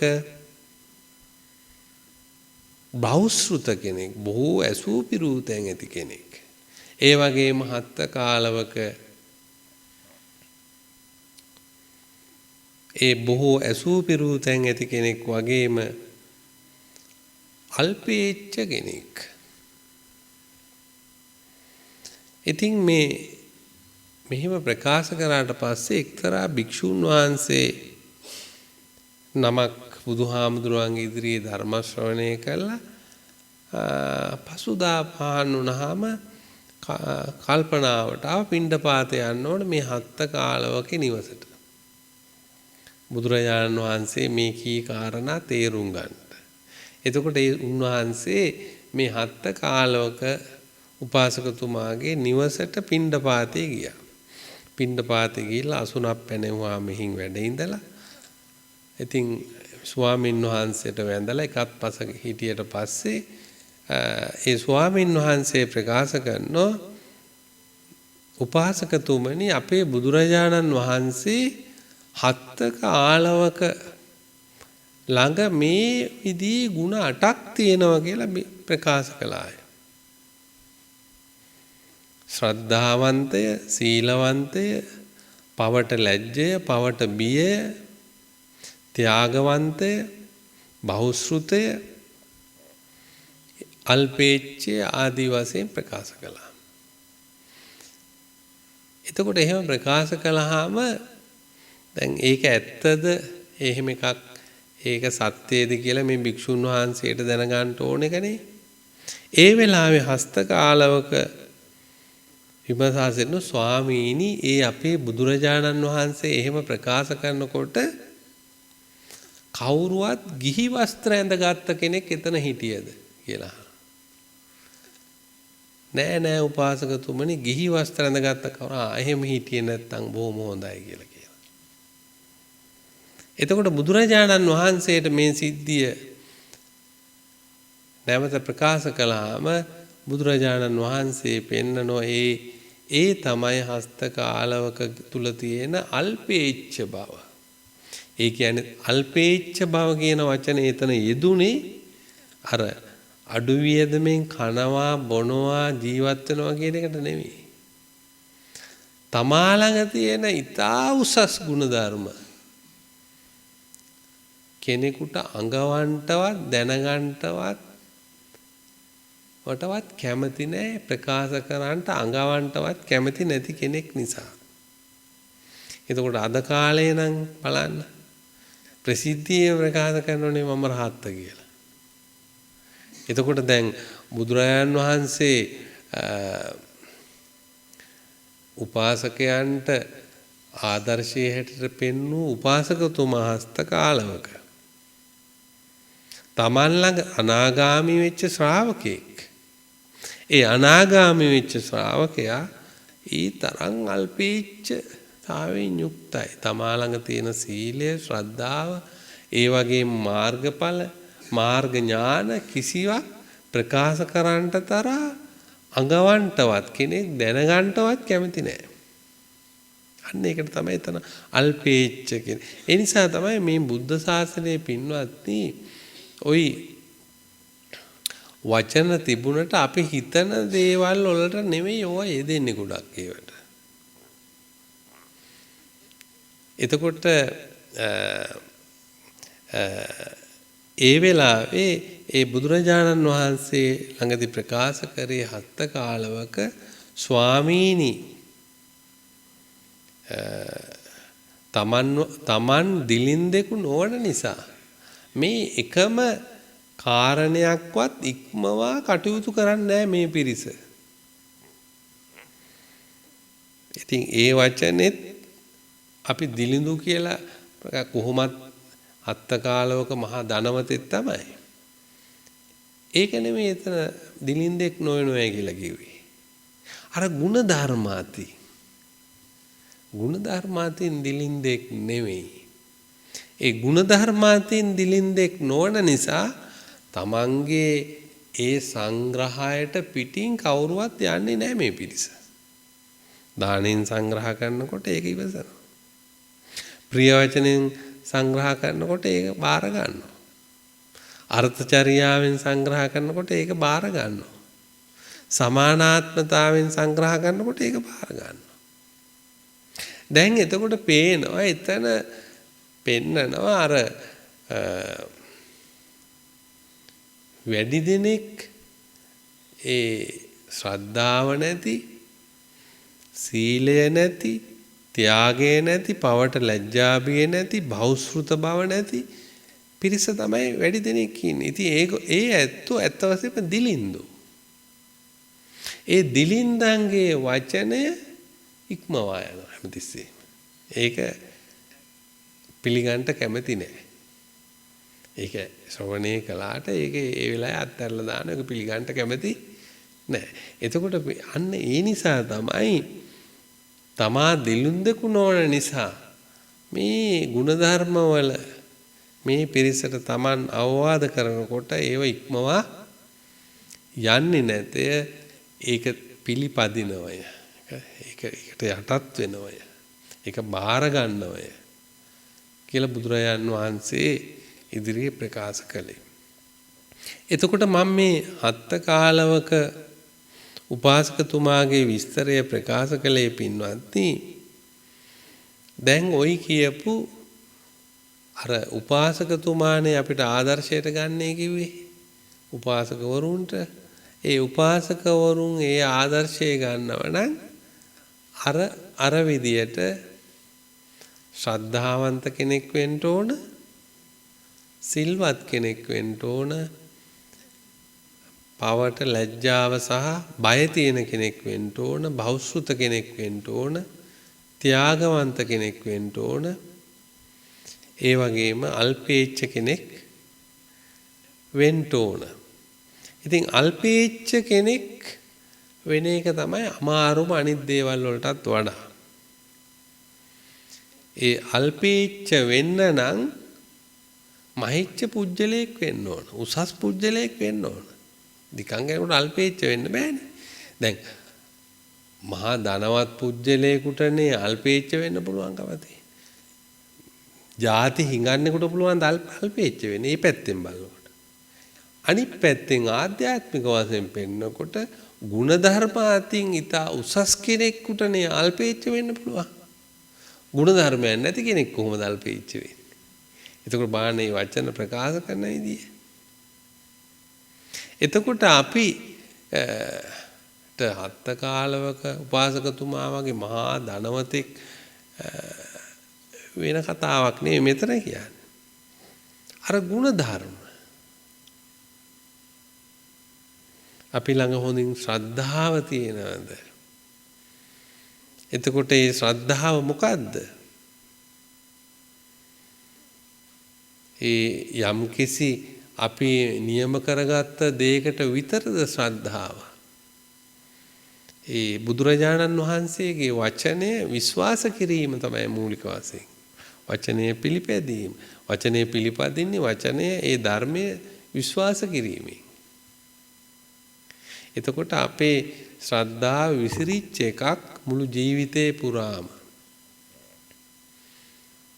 ඒවා විචාරශීලීව ආකාරවතී ශ්‍රද්ධාව හැටියට බුදුරජාණන් වහන්සේ පෙන්නනෝ අමූලකව කිසිම දෙයක් පැන නගින්න බෑ. නිකන් හුදු විශ්වාසයක් විශ්වාස මාත්‍රයක් හැටියට කෙනෙකුට එන්න බෑ. එකකින් ඇති ප්‍රයෝජනයක් නැහැ. දැන් අපි මුලින් පටන් ගන්නකොට ප්‍රකාශ කරන දේ තමයි හුදු විශ්වාස මාත්‍රයක් හැටියට කෙනෙක් කියන්න පුළුවන්. බොහොම තදින් කියන්න පුළුවන් මම මොකටද පින්කම් කරන්නේ? මම පන්සිල් හොඳින් ආරක්ෂා කරනවා කියලා. මම මොකටද පන්සල් යන්නේ කියලා අහන්න පුළුවන්. එහෙම අහන අය ඉන්නවනේ. එතකොට දැන් මේ ධර්මය අනුව එහෙම අහන්න බෑනේ. එහෙම අහන්න ක්‍රමයක් නැහැ. එතකොට ඒක ප්‍රතිපත්තියක් හැටියට තේරුම් ගත්තාම එහෙම අහන්න පුළුවන් කමක් නැහැ පින්වත්නි. ඒක තමයි අර අමූලකා ශ්‍රද්ධාව ඒගොල්ලන්ට තියෙනවා. නමුත් ඥානවන්ත බෞද්ධයෙකුට ආකාරවති මේ ආකාරයි ධර්මය. මේ ආකාරයි බුදුරජාණන් වහන්සේගේ ස්වરૂපය. මේ ආකාරයි සාරිපුත්තාදී මහා කාශ්‍යපාදී උත්තමයන් වහන්සේ. කියලා ඒ අයට හොඳ ඥාන සම්පයුක්ත අවබෝධයක් ඒවා පිළිබඳ තියෙනවා. ඒ තියෙන කෙනෙකුට තමයි පින්වත්නි මේ පිරිහෙන මාර්ගයේ තමන් ඉන්නේ කියලා අවබෝධ කරගන්න පුළුවන්කමක් තියෙන්නේ. ඉමාහාන භාගයා යතා භූතං පජානාති. ඒක දැනගන්නෝ තමන් මේ පිරිහෙන මාර්ගයක ඉන්නේ. ඒ පිරිහෙන මාර්ගයෙන් ඉන්නේ කොහොමද? මම මේ කිසිවක් දන්නේ නැහැ. මම මේ ශාසනයේ හිටියට බෞද්ධයෙක් හැටියට මම මේ ශාසනයේ සිද්ධ වෙන කිසිම දෙයක් ශාසනයේ දේශනා කරපු කිසිම දෙයක් දන්නේ නැහැ. එතකොට යා තේරුම් ගන්නෝ එහෙනම් මේක දැනගන්න ඕන. දැනගන්න ඕන නම් ශ්‍රවණය කරන්න ඕන, සාකච්ඡා කරන්න ඕන, මානසිකාර කරන්න ඕන, සම්මර්ෂණය කරන්න ඕන. ඒ මානසිකාර සම්මර්ෂණ කියන වචන දෙකට තා වචන දෙකක් තමයි සමත විපස්සනා කියලා කියන්නේ. සමත කියන්නේ මෙනෙහි කිරීමටයි. විපස්සනා තමයි අර සම්මර්ෂණ කියලා කියන්නේ. එතකොට මේ බුද්ධ ශාසනයේ එහෙනම් ශ්‍රවණය, සාකච්ඡාව, යෝනිසෝ මනසිකාර, සම්මර්ෂණ කියන එක තමයි මේ මුළු බුද්ධ ශාසනයේ. ඒක තුල තමයි යාට ශ්‍රද්ධාව උපදින්නේ. නැත්තම් ශ්‍රද්ධාවක් උපදින්න විදියක් නැහැ. මල් ගොඩක් දැක්කයි කියලා, එහෙම නැත්තම් පිළිම වහන්සේ නමක් දැක්කයි කියලා, එහෙම නැත්තම් බෝධින් වහන්සේ නමක් දැක්කයි කියලා, එහෙම නැත්තම් භික්ෂුන් වහන්සේලා 100 ගාණක් පේලියට වඩිනෝ දැක්කයි කියලා එතන ඇති වෙන්න පුළුවන් සෝමනස් සිතිවිල්ල. ඒක ආකාරවති එකක් නෙවෙයි. මේ කාරණා උඩ ඇතිවෙච්ච දෙයක් නෙවෙයි. ඒක අර චක්කු ඉන්ද්‍රිය හා බැඳිච්ච යම් කිසි කාලයක් යම් දේවල් පරිහරණය කිරීමෙන් ඇති කරගත්තා වූ මානසික ඒ අවස්ථාවේ ඇති වුණා වූ තත්ත්වයක්. ඒකට හොඳම උදාහරණය තමයි ඒ තත්ත්ව නැති වෙනකොට කාලයක් ගත වෙනකොට එයාගේ අර පැහැදීම මොකක්වත් නැති වෙලා යනවා. අර අමූලක දේවල් කිසිම අගක් මුලක් නැතුව පැහැදීම් ඇති කරගත්තා. අගක් මුලක් ඇතුව යම් කිසි දෙයක් තේරුම් ගත්තොත් ඒක නැති වෙන්නේ නැහැනේ. ඒකටම තියෙනවා. කවුරු නැති වුණත් ඒව නැති වෙන්නේ නැහැ. බෝධිය නැති වුණත්, පිළිම වහන්සේ නැති වුණත්, එකම මලක්වත් ලෝකේ නැති වුණත් එහෙම නැති වෙන්නේ නැහැ. ඒ ඇත්ත ඒක තේරුම් අරගෙන තියෙනවා. එතකොට මේ ශ්‍රද්ධාව, ඒ ආකාරවතී ශ්‍රද්ධාවත් එක්ක ඇති වෙන මේ ඉන්ද්‍රිය දමනය කියන එක තමයි පින්වත්නි ආධ්‍යාත්මික වශයෙන් එන්නේ. ඒ ඉන්ද්‍රිය දමනය එයාගේ තා උසස් විදියට පිළිටනවා. ඒක දේශයකට නෙමෙයි විසිරිච්ච ධර්මයක් හැටියට තියෙනවා. ඊළඟට ওই ලැජ්ජාව බය කියන එක අපි නිතර කතා කරන එක නේ. ඒක බුදුහාමුදුරුවෝ හිරියොත්ප්පියන් දණං කියලා අර සප්ත දානවල දේශනා කරලා තියෙනවා. හිරි කියන්නේ පිළිකුල. ඔත්තප්ප කියන්නේ බය. එතකොට අපි පිළිකුලක් ඇති වෙන්නේ යම්කිසි මලකුණක් දැක්කොත් අපි පිළිකුලක් ඇති වෙන ජුගුප්සාවක් ඇති හට ගන්නවා. නමුත් ඥානවන්තෙක් කෙනාට පිළිකුල මොකද්ද? කෙලස් බැඳිච්ච දේවල් හැම දෙයක්ම පිළිකුල් සහගතයි යාට. ඒවා ඒ විතරක් නෙවෙයි ඒවා භයංකරයි. ඇයි භයංකර? ඒවෙන් ලබා දෙන ඵලය. ඒවෙන් ලබා දෙන ඵලය හොඳ එකක් නෙවෙයිනේ. කෙලස් වලින් ලබා දෙන ඵලය හොඳ එකක් නෙවෙයි. සායතන බයකුත් තියෙනවා. එතකොට කෙලෙස්සා බැඳිච්ච ජුගුප්සාවයි කෙලෙස්සා බැඳිච්ච බයයි. ඒ දෙකත් ඇති වෙන්නේ පින්වත්නි අර ඥාණය එහාට දියුණු වීගෙන යනකොට කෙනෙකුට. ඒ වගේම ත්‍යාගය. ඉතින් ත්‍යාගය දැන් කෙනෙක් විමසා සිටින්න පුළුවන්. අපි බෞද්ධයෝ හැටියට අපිට මේ දාන බුදු පිළිමයකුත් නැත්තම් සංඝයා වහන්සේත් නැත්තම් අපි කොහොමද මේ දානය කරගෙන යන්නේ කියලා. නමුත් දානේ බුද්ධ ආදී උත්තමයන් හා බැඳුනහම වෙන පැත්තක් විග්‍රහ වුණාට දානේ මූලික ලක්ෂණය තෘෂ්ණාව දුරු කිරීම. වෙන මොකක් වන්නේ? මූලික ලක්ෂණය. අතන බුදුහාමුදුරුවෝ හා බැඳිලා සංඝයා වහන්සේ හා බැඳිලා සිල්වතුන් හා බැඳිලා දානේ තියෙන ආනිසංසය හා එක්ක ආනිසංසයත් එක්ක තියෙන එකක් ඒක. ඉතින් ආනිසංසත් වැඩි දිනෙක බලාපොරොත්තු වෙන හින්දා ආනිසංස කියන්නේ ඕකේ ආනිසංස ඉක්මනට ඔයාලට ලැබෙයි එහෙම කියනවනේ. ආනිසංස කියන්නේ මොකක් හරි ඉස්සරහට හම්බ වෙනවා කියන එක. ඉතින් එහෙම ඉස්සරහකට බලාපොරොත්තුවක් තියනවද? තත්ත විචක්කන මේ මොහොතේ පරීක්ෂා කරන එක්කෙනාට පූර්වපර මොකක්වත් ගලපනවද? අතීතෙ මෙහෙම ඇගිලා දුක් වෙන්නේ නැහැ. ඉස්සරහට මට මොකක් හරි එකක් ලබාගෙන ඒකේ ඉන්න ඕනේ කියලා හිතන්නෙත් නැහැ. මේ මොහොතේ තත්ත විචක්කන සම්මර්ෂණය කරන එක්කෙනා මේ මොහොතේ මේ ධර්මයේ තේරුම් අරගෙන ඒක අත්හරිනවා. ඒ මොහොතේ මේක තේරුම් අරගෙන ඒක අත්හරිනවා. අපි දැන් සිතුවිලි දිහා බලාගෙන ඉන්නකොට ඒකයි කරන්නේ. අපි අපේ සිතුවිලි ඒ මොහොතේම බලන් ඉඳලා ඒක අත්හරිනවා. අපි ආනිසංසයක් බලාපොරොත්තු වෙන්නේ නැහැ එතන. ඒ මූලික වශයෙන් එතකොට පේනවා දානේ මූලික ලක්ෂණය අතහැරීම තෘෂ්ණාව දුරු කිරීම කියන එක. ඉතින් ඒක දුරු කරගන්න පුළුවන් නම් ඒක දානයක් බවට පත් වෙනවා බුද්ධ දේශනාව තුල.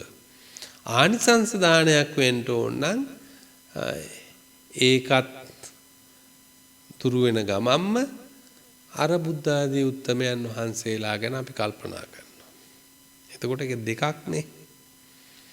එක පැත්තකින් දුරු කිරීම බලාපොරොත්තු වෙනවා අනිත් පැත්තෙන් ඉතින් පොඩ්ඩක් අර පටහැනි ගතියක් තියෙනවා ඒකේ. ඒ කියන්නේ අප එක පැත්තකින් නිවන්නත් ඕනකම තියෙනවා. නිවනෝ අනිත් පැත්තෙන් පොඩ්ඩක් පත්තු කොල්ලක් තියෙනවා. ඉතින් මේ සංසාරේ දිහා බැලුවාම ඉතින් ඒක ලොකු ගැටලුවක්. ඒකෙන් කිසි විටකවත් අදහස් වෙන්නේ බුද්ධ ආදී උත්තමයන්ට දන් නොදෙන්නේ කියලා. උන්වහන්සේලා ඉදිරියට තමයි හැම කෙනෙක්ම දන් අරගෙන යන්නේ. නමුත් උන්වහන්සේලාට දන් දුන්නයි කියලා ආනිසංස මතම යම්කිසි කෙනෙක් හිතා වැඩ කිරීම දුර්වල මානසික තත්ත්වයක්. ආනිසංස ගැනම හිතා නෙමෙයි උන්වහන්සේලාගේ විරාගී ගතිය ගැන හිතා ඒ විරාගී ගතිය මට ලැබේවා කියන අදහසින් තමයි දන් දෙන්න ඕන. විරාගී ගතිය කියන්නේ තණ්හක්කයෝ නිරෝධෝ කියන එක. එතකොට අර බුද්ධ ආදී උත්තමයන්ට දන් දෙනකොට පහසුව ලැබෙන්නේ ආනිසංස ගැන ලැබීමක් හරි ඒ ගැන හිතන්න අවස්ථාවක් ලැබීමක් කියන මේ ඕලාරික පැත්තක් ගැන නෙවෙයි. අර විරාගී හැඟීම ඇති කරගෙන මේ සඳහාය මම දන් මේ විරාගී උතුමන්ට මේ දාණය දෙති මම විරාගී වෙන්න. එතකොට දැන් තුගී මගී යාචකාදීන් ඉදිරියේ එහෙම එකක් ඉල්ලන්න බෑ. නිකම්ම මගේ තණ්හාව නැති කරගන්න මං තියෙන දේවල් මේ තුගී මගී යාචකාන්ත දෙනවා. නමුත් අර ටිකක් ශක්තියක් තියෙනවා අර බුදුරජාණන් වහන්සේට දන් දෙනකොට. උන්වහන්සේ ඒ විරාගී දර්ශනය විරාගී උත්තමයන් වහන්සේටයි මේ දන් දෙන්නේ. එතකොට අපිට උන්වහන්සේ දන් දෙන්න උගන්වලා තියෙන්නේ අර අවුලව ගන්න මාර්ගයක් ගැන ආනිසංස මාර්ගයක් ගැන කතා කරලා නෙවෙයි මේ විරාගී තැනම අවබෝධ කර ගැනීම පිණිසයි කියලා යම්කිසි යෝනිසෝ මනසිකාර නුවණින් කල්පනා කිරීමක් එතන සිද්ධ වෙනවා ත්‍යාගය කියන එක කල්පනා කරනකොට. එතකොට මේ ත්‍යාග දාන කියන එක දැන් ත්‍යාගෝ පටිනිස්සග්ගෝ මුත්‍ති අනාලයෝ කියලා තියෙනවා. අනාලයෝ කියන්නේ ආලයක් නැතිකමක් ආලයක් නැති තැනක් මම අවබෝධ කරනවා. එතකොට ආලය ඇති තැන මොකද්ද? ආලය ඇති තැන තමයි මේ පංච උපාදානස්කන්ධයේ ඇති තැන. පංච උපාදානස්කන්ධයේ යම් තැනකද එතන ආලයෝ අනාලයෝ නෙවෙයි. ඉතින් අනාලයෝ කියන්නේ පංච උපාදානස්කන්ධයේ ත්‍යාගෝ අතහැරීමයි. ඒක අතහැරීමයි. එතකොට අපිට බත් මාළු එළවලු සිවුරු පිරිකර නෙමෙයි අපි අත්හරින්නේ.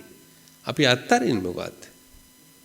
ත්‍යාගෝ පටිනිස්සග්ගෝ මුත්‍ති යන විමුක්තිය ලැබෙන තැනටයි අපි අතහරින්නේ. ඒ විමුක්තිය ලැබෙන තැනට මොකද්ද? මේ පංච උපාදානස්කන්ධයයි අතහරින්නේ. එතකොට බලන්න අර දානය කියන එක ත්‍යාගය කියන එක අතහැරීම කියන එක අපේ බුදුරජාණන් වහන්සේ විග්‍රහ කරන විදිය. එතකොට දැන් එහෙනම් බුද්ධ දේශනාව තුළ පින්වත්නි අර දානය ත්‍යාගෝ කියන එක දානය කියන වචනය ත්‍යාගෝ කියන එක අතහැරීමක් නම් අතහැරීම මේ පංච උපාදානස්කන්ධය අතහැරියන අපි අතහැරී අර බත් එළවලු සිවුරු පිරිකර ඒව නෙවෙයිනේ. ඒක අර අපි කම්ම නිමිත්තක් හැටියට තියෙන කර්ම නිමිති කියලා ඒව පේන්න තියෙනවා ඒව තමයි. අටපිරිකරක් පේන්න තියෙනවා ඇත්ත. නමුත් ආධ්‍යාත්මික වශයෙන් අපි බුදුරජාණන් වහන්සේ ළඟට ගියේ අටපිරිකර අතහරින්න නෙවෙයි. අන්න ත්‍යාගෝ පටිනිස්සග්ගෝ මුත්‍ති අනාලයෝ. ඒ විමුක්තිය ආලයක් නැති තැන අවබෝධ කරගන්න පංච උපාදානස්කන්ධය අතහැරීමට. එතකොට අපිට ඒ දානේ උසස් මානසික తত্ত্বය තමයි මේ බුදුරජාණන් වහන්සේ අපිට සකස් කරලා දීලා තියෙන්නේ. එතකොට ආනිසංස කියන ඒවා මොකක්වත් ඒ පැත්තකවත් ගෑවිලවත් නැහැ.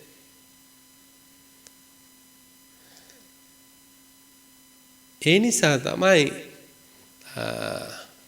අපේ බෝධිසත්වයන් වහන්සේ ඒ අවස්ථාවේදී උන්වහන්සේගේ යම්කිසි මනසහ බැඳිච්ච ආලයක් තිබුණා නම් ඇලීමක් තිබුණා නම් තම දරුවන් කෙරෙහි භාර්යාව කෙරෙහි ධනය කෙරෙහි රජකම කෙරෙහි ඒවා ඒ මොහොතේම ඉදිරියට එන පුජ්‍යලයාගේ තරාතිරම නොබලා අර ඡාගෝ පටිනිස්සග්ගෝ මුත්‍ති කියන එක තනින් අතහරින. ආනිසංසයක් බලාපොරොත්තු වෙන්නේ නැහැ. ජෝජක බබුණට දෙනවා. ජෝජක බබුනේ මොනවද තියෙන්නේ? මොකක්වත් නැහැ. එතකොට මේ අපේ හිත සතුටෙන් කරන්නටත් විරාගී දර්ශනයක් අපි ඉදිරියේදී මවා ගන්නටත් තමයි බුද්ධ ආදී උත්තමයන් අපි ප්‍රතිග්‍රාහකයන් වහන්සේ හැටියට අපි පළවෙනි තේරීම හැටියට තෝරගෙන ඉන්නේ. ආනිසංස නිසා නෙවෙයි. ආනිසංස කියන කතාව එක වෙනම කතාවක්. ඒ මනසේ හැකිලීමක් නිසා සිද්ධ වෙන දෙයක්. ඒ මනසේ හැකිලීමේ කතා වැඩි බුදුරජාන් වහන්සේ ප්‍රකාශ කරන්නේ නැහැ. මනස විවෘත කළා, පළල් කළා ඊට වඩා පුළුල් අර්ථයකින් යුක්තව ඒ කටයුත්ත තියලා මේක ඉතා ඉක්මනින් අවසන් කිරීමේ මාර්ගයක් හැටියට තමයි බුදුරජාණන් වහන්සේගේ ධර්ම කාරණා විස්තර වෙන්නේ. එතකොට බොහෝ ඇසූ පිරූ තැන් ඇති බව, එහෙම නැත්නම් බහුශ්‍රුත බව කියලා කියන්නේ පින්වත්නි. අපි ඔය පුළුවන් තරම් දේවල් අපේ මනසට ඇතුල් කර ගැනීම නෙවෙයි, ඒක බහුශ්‍රුතයක් නෙවෙයි.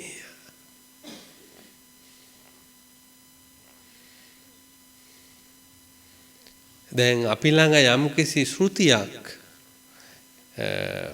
දැරීමක් මතක තබා ගැනීමක් මෙනෙහි කිරීමක් තියෙනවා නම් ඒ සියල්ලම වෙන්නේ මොන පැත්තටද? අර ලෝභ දේශ මද මාන ඉරියා දුරු කිරීම වෙනස. එහෙනම් බහුශ්‍රුත කියන එක කෙලස් දුරු කිරීමත් කෙලස් නැතිවීමෙන් ලබා ගන්නා වූ තත්වයක් තමයි බහුශ්‍රුත කියලා එතන අර හත්ත කාලවක ගැන බුදුරජාණන් වහන්සේ දේශනා කරන්නේ. මොනෝhari දේවල් අපි බාහිර වශයෙන් දැන ගැනීමක් නෙවෙයි. එතකොට බලන්ට දැන් ඒ භික්ෂු චරිතයකට සාරිපුත්ත මහරහතන් වහන්සේ, සරියුත් මහරහතන් වහන්සේ වැනි උතුමෙක් ඇරුණුකොට භික්ෂු චරිතයකට ගන්නට තියෙන අනිත් චරිත තියෙනවා නම් ඊට පහළින් තියෙන චරිත ඒකට උසස්ම චරිත පෙන්නලා තියෙනවා මේ වගේ වෙන්න. මේ සාරිපුත්‍ර වගේ වෙන්න. සාරිපුත්‍ර ඇසුරු කරන්න සෝතාපන්න වෙන්න භික්ෂුන් වහන්සේ බුදුහාමුදුරුවෝ දේශනා කළා. මුග්ගල්ලාන ඇසුරු කරන්න අනාගාමී වෙන්න. සත්‍ය විභංග සූත්‍රය පෙන්න කියවලා තියෙනවනේ, කොච්චරවක් කියවනවනේ. එතකොට පේනවා මේ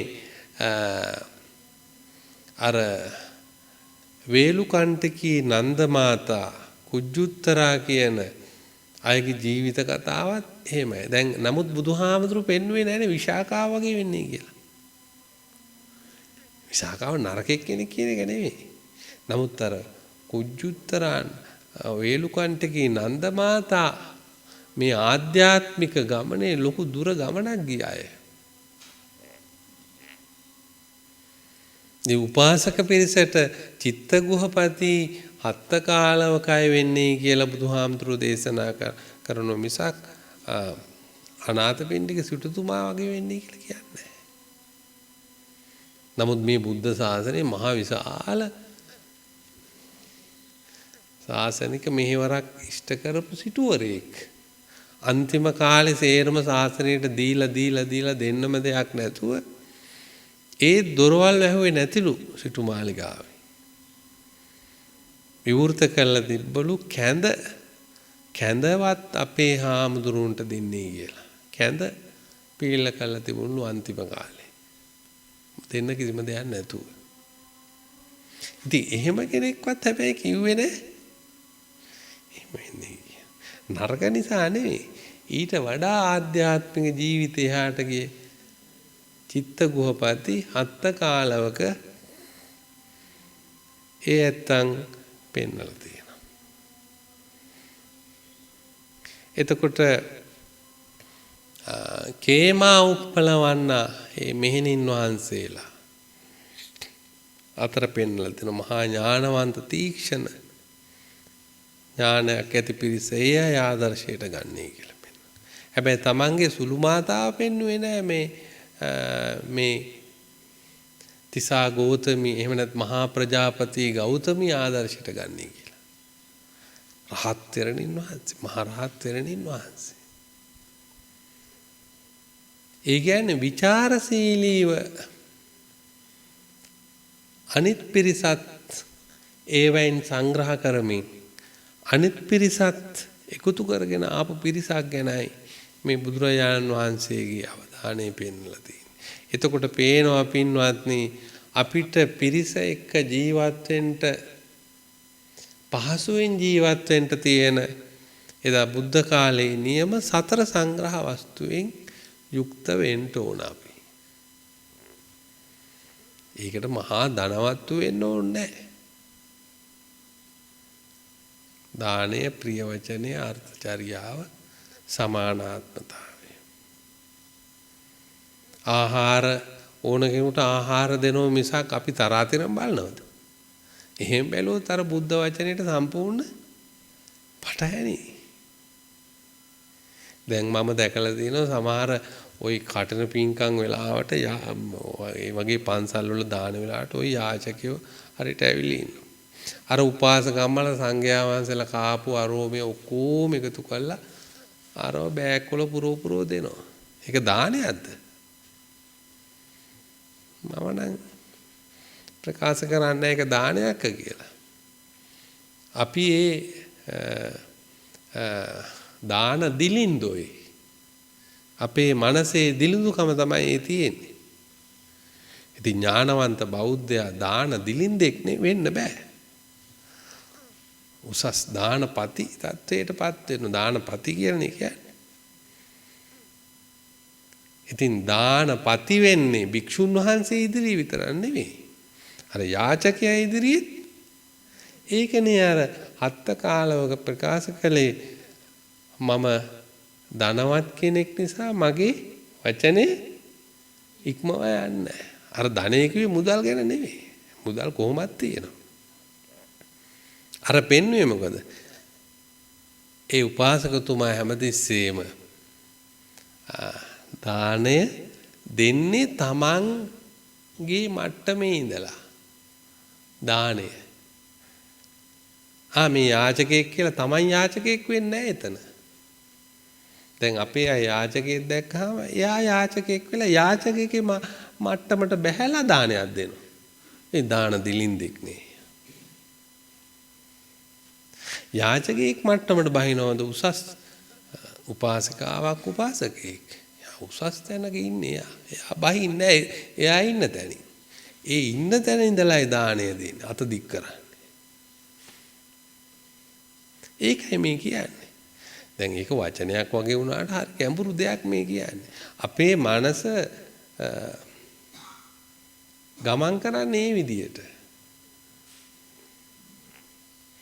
කුලහීනය, අඩු එක්කෙනා, නැති බැරි අහිංසකයා කියන කතා තියෙනවද උසස් උපාසිකාවකට? උපාසකයෙකුට? උසස් භික්ෂුන් වහන්සේ කෙනෙකුට? එහෙම කතාවක් තියෙනවද? එහෙම කතාවක් තියෙනවා ඒක බුද්ධ නියමයට නෑ.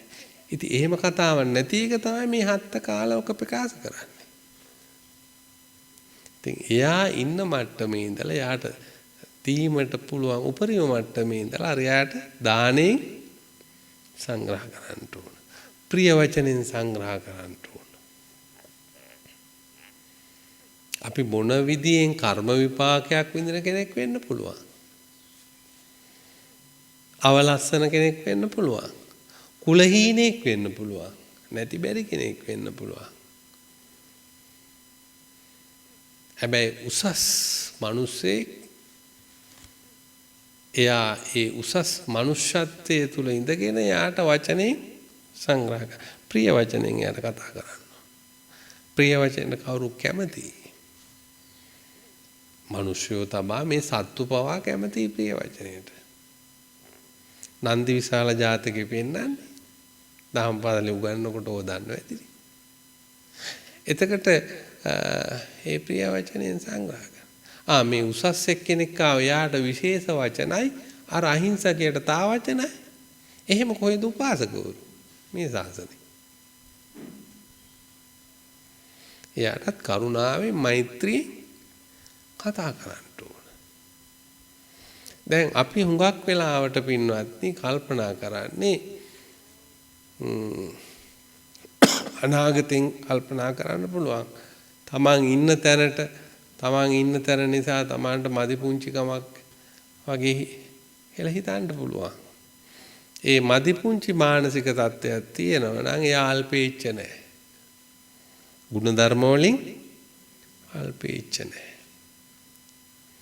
එතකොට ගුණධර්ම වල අල්පේච්ච බව කියලා කියන්නේ අන්න අර අහිංසක ගම. ඒ ප්‍රියමනාප වචනේ අවශ්‍ය ලොකුවෙක් කෙනෙක්ද දුප්පතෙක්ද අහිංසකෙක්ද කුලහීනෙක්ද ඒ ભેද ගන්න. එයාට ප්‍රිය වචනේද අවශ්‍ය ප්‍රිය වචනෙන් සංග්‍රහ කරන්න ඕන. එයාට ආහාර පාන දාණය දෝන දාණයෙන් එයාට සංග්‍රහ කරන්න ඕන. අර්ථචර්යාවද එයාට ඕන අර්ථචර්යාවෙන් සංග්‍රහ කරන්න ඕන. එතකොට සමානාත්මතාවයෙන් කියලා කිව්වේ එයා බෙලහීන බව දුරු වෙන විදියට කටයුතු කිරීම. එතකොට පේනවා බුදුරජාණන් වහන්සේ දැන් ওই වැඩි ඕනේ සතෙකුට කන්න දෙනකොට බලන්න. මම එක්තරා වෙලාවක ගුවන්විදුලියක ওই දේශනා කළ මට හුඟක් උපාසක වරු ලියුම් එවල තුනේ ඒ කාලෙ මිට අවුරුදු 15කට විතර මං හිතන්නේ ගුවන්විදුලි. ඉතින් කෑම ඔක්කොම කාලා Tamanට හොඳටම බඩ පිරුණාම තව දුරටත් කන්න බෑ. අර තියෙන ඔක්කොම ලට්ට පට්ට ටික අර පිඟානෙතුරු වෙලා තියෙන මාළු කටයි කරවල කටුයි තේරම අර අහිංසකයට දෙනවන ඔක්කොම. හරි කුසලයක් ඒව දෙන එක කියලා කියන එහෙම දෙදී කියන. දාන දුගී කියා. නමුත් එයා ගෙදර හදන සතා මුළු එළි වෙනකන් ඇහැරගෙන ගෙදර ආරක්ෂාවක් එයාගෙන් බලාපොරොත්තු වෙනවා. හැබැයි එයාට දෙන්නේ මාළු කටුවයි බතුයි කරවල කටුවයි බතුයි. එයාගෙන් ලොකු දේවල් බලාපොරොත්තු වෙනවා. ඉතින් අපි හැමතිස්සෙම පින්වත්නි අපේ සංග්‍රහය මේ සතර සංග්‍රහ වස්තු වල තියෙන විශේෂත්වය යන්නේ ඒකයි. ඒ නිසා අහිංසක සතෙකුට කුඩා සතෙකුට ලොකු සතෙකුට දුන්න සංග්‍රහ හොඳ දේ පිරිසිදු දේ ඉඳුල් කරපු නැති දේ Taman කාලා රෙමින් අනලා මේ කන්න බැරි ටික දෙන එක නෙමෙයි. නියම දානේ නම් සතෙකුට හරි Taman ආහාර ගත්ත පිඟාන හොදලා ඊට පස්සේ ඒකට බත් අරගෙන හරි මොනවා හරි අරගෙන තමයි අනිත් සත්තුන්ට දෙන්න ඕනේ. ඒ ඉඳුල් පිඟානට මොනවා හරි දාගෙන දෙන්නේ. අපි යම් වෙලාවක අපි ඉන්නවා සතෙක් වෙලා තමා කැමති දෙයකට. බඩගින්න නිසා කියන්න බැරි නිසා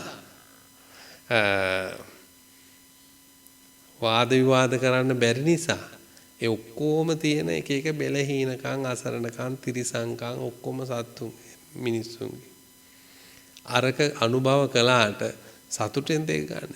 යාචකයෙක් හරි කැමති නැත්නම් පිඟාන හොදලා දෙනවට. පිරිසුදු කෝප් එක දෙනවට. පිරිසුදු පිඟානක දෙනවට කැමති නැද්ද?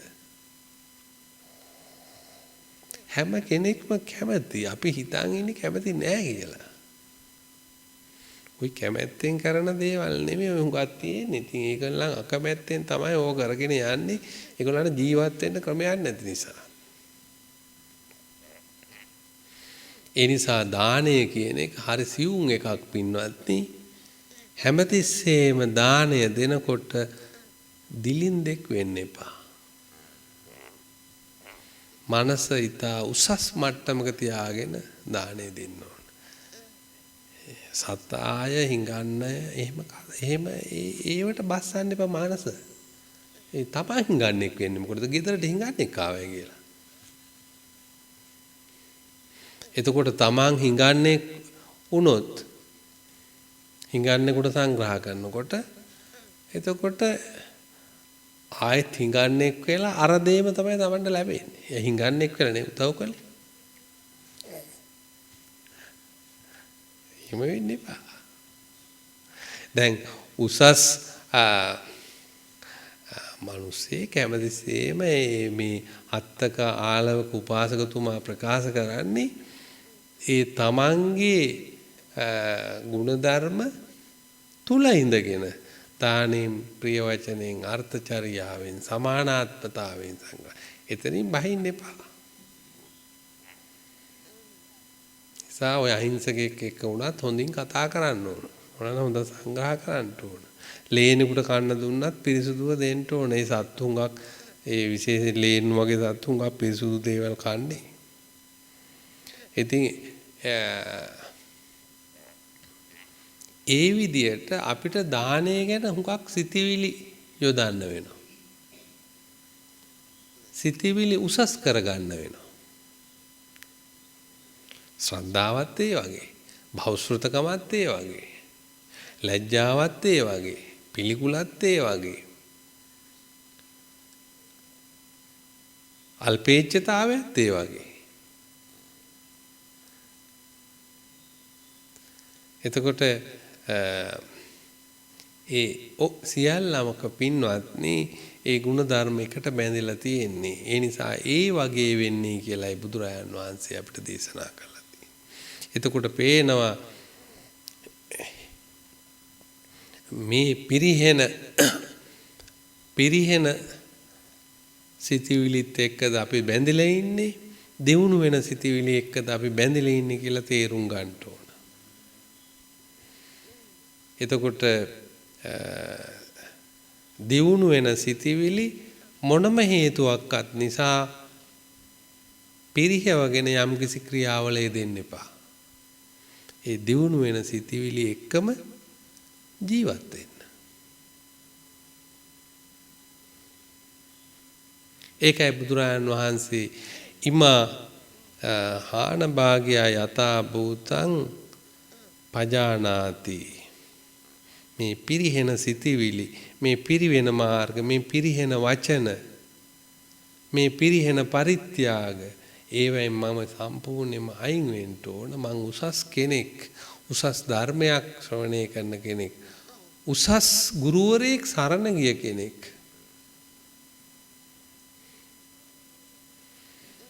උසස් ආදර්ශයක් ලබාගෙන ඉදිරියට යන කෙනෙක්. උසස් ආදර්ශයක් ලබාගෙන ඉදිරියට යන කෙනෙක්.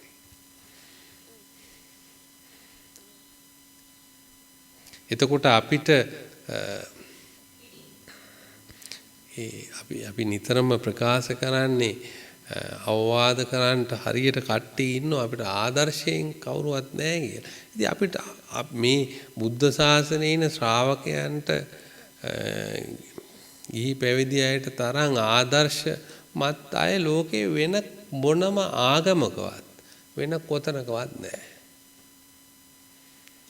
ඉතින් ওই බණ පොත දිගාරලා බැලුවොත් මහරහතන් වහන්සේලා උපාසක උපාසිකා ඔක්කොම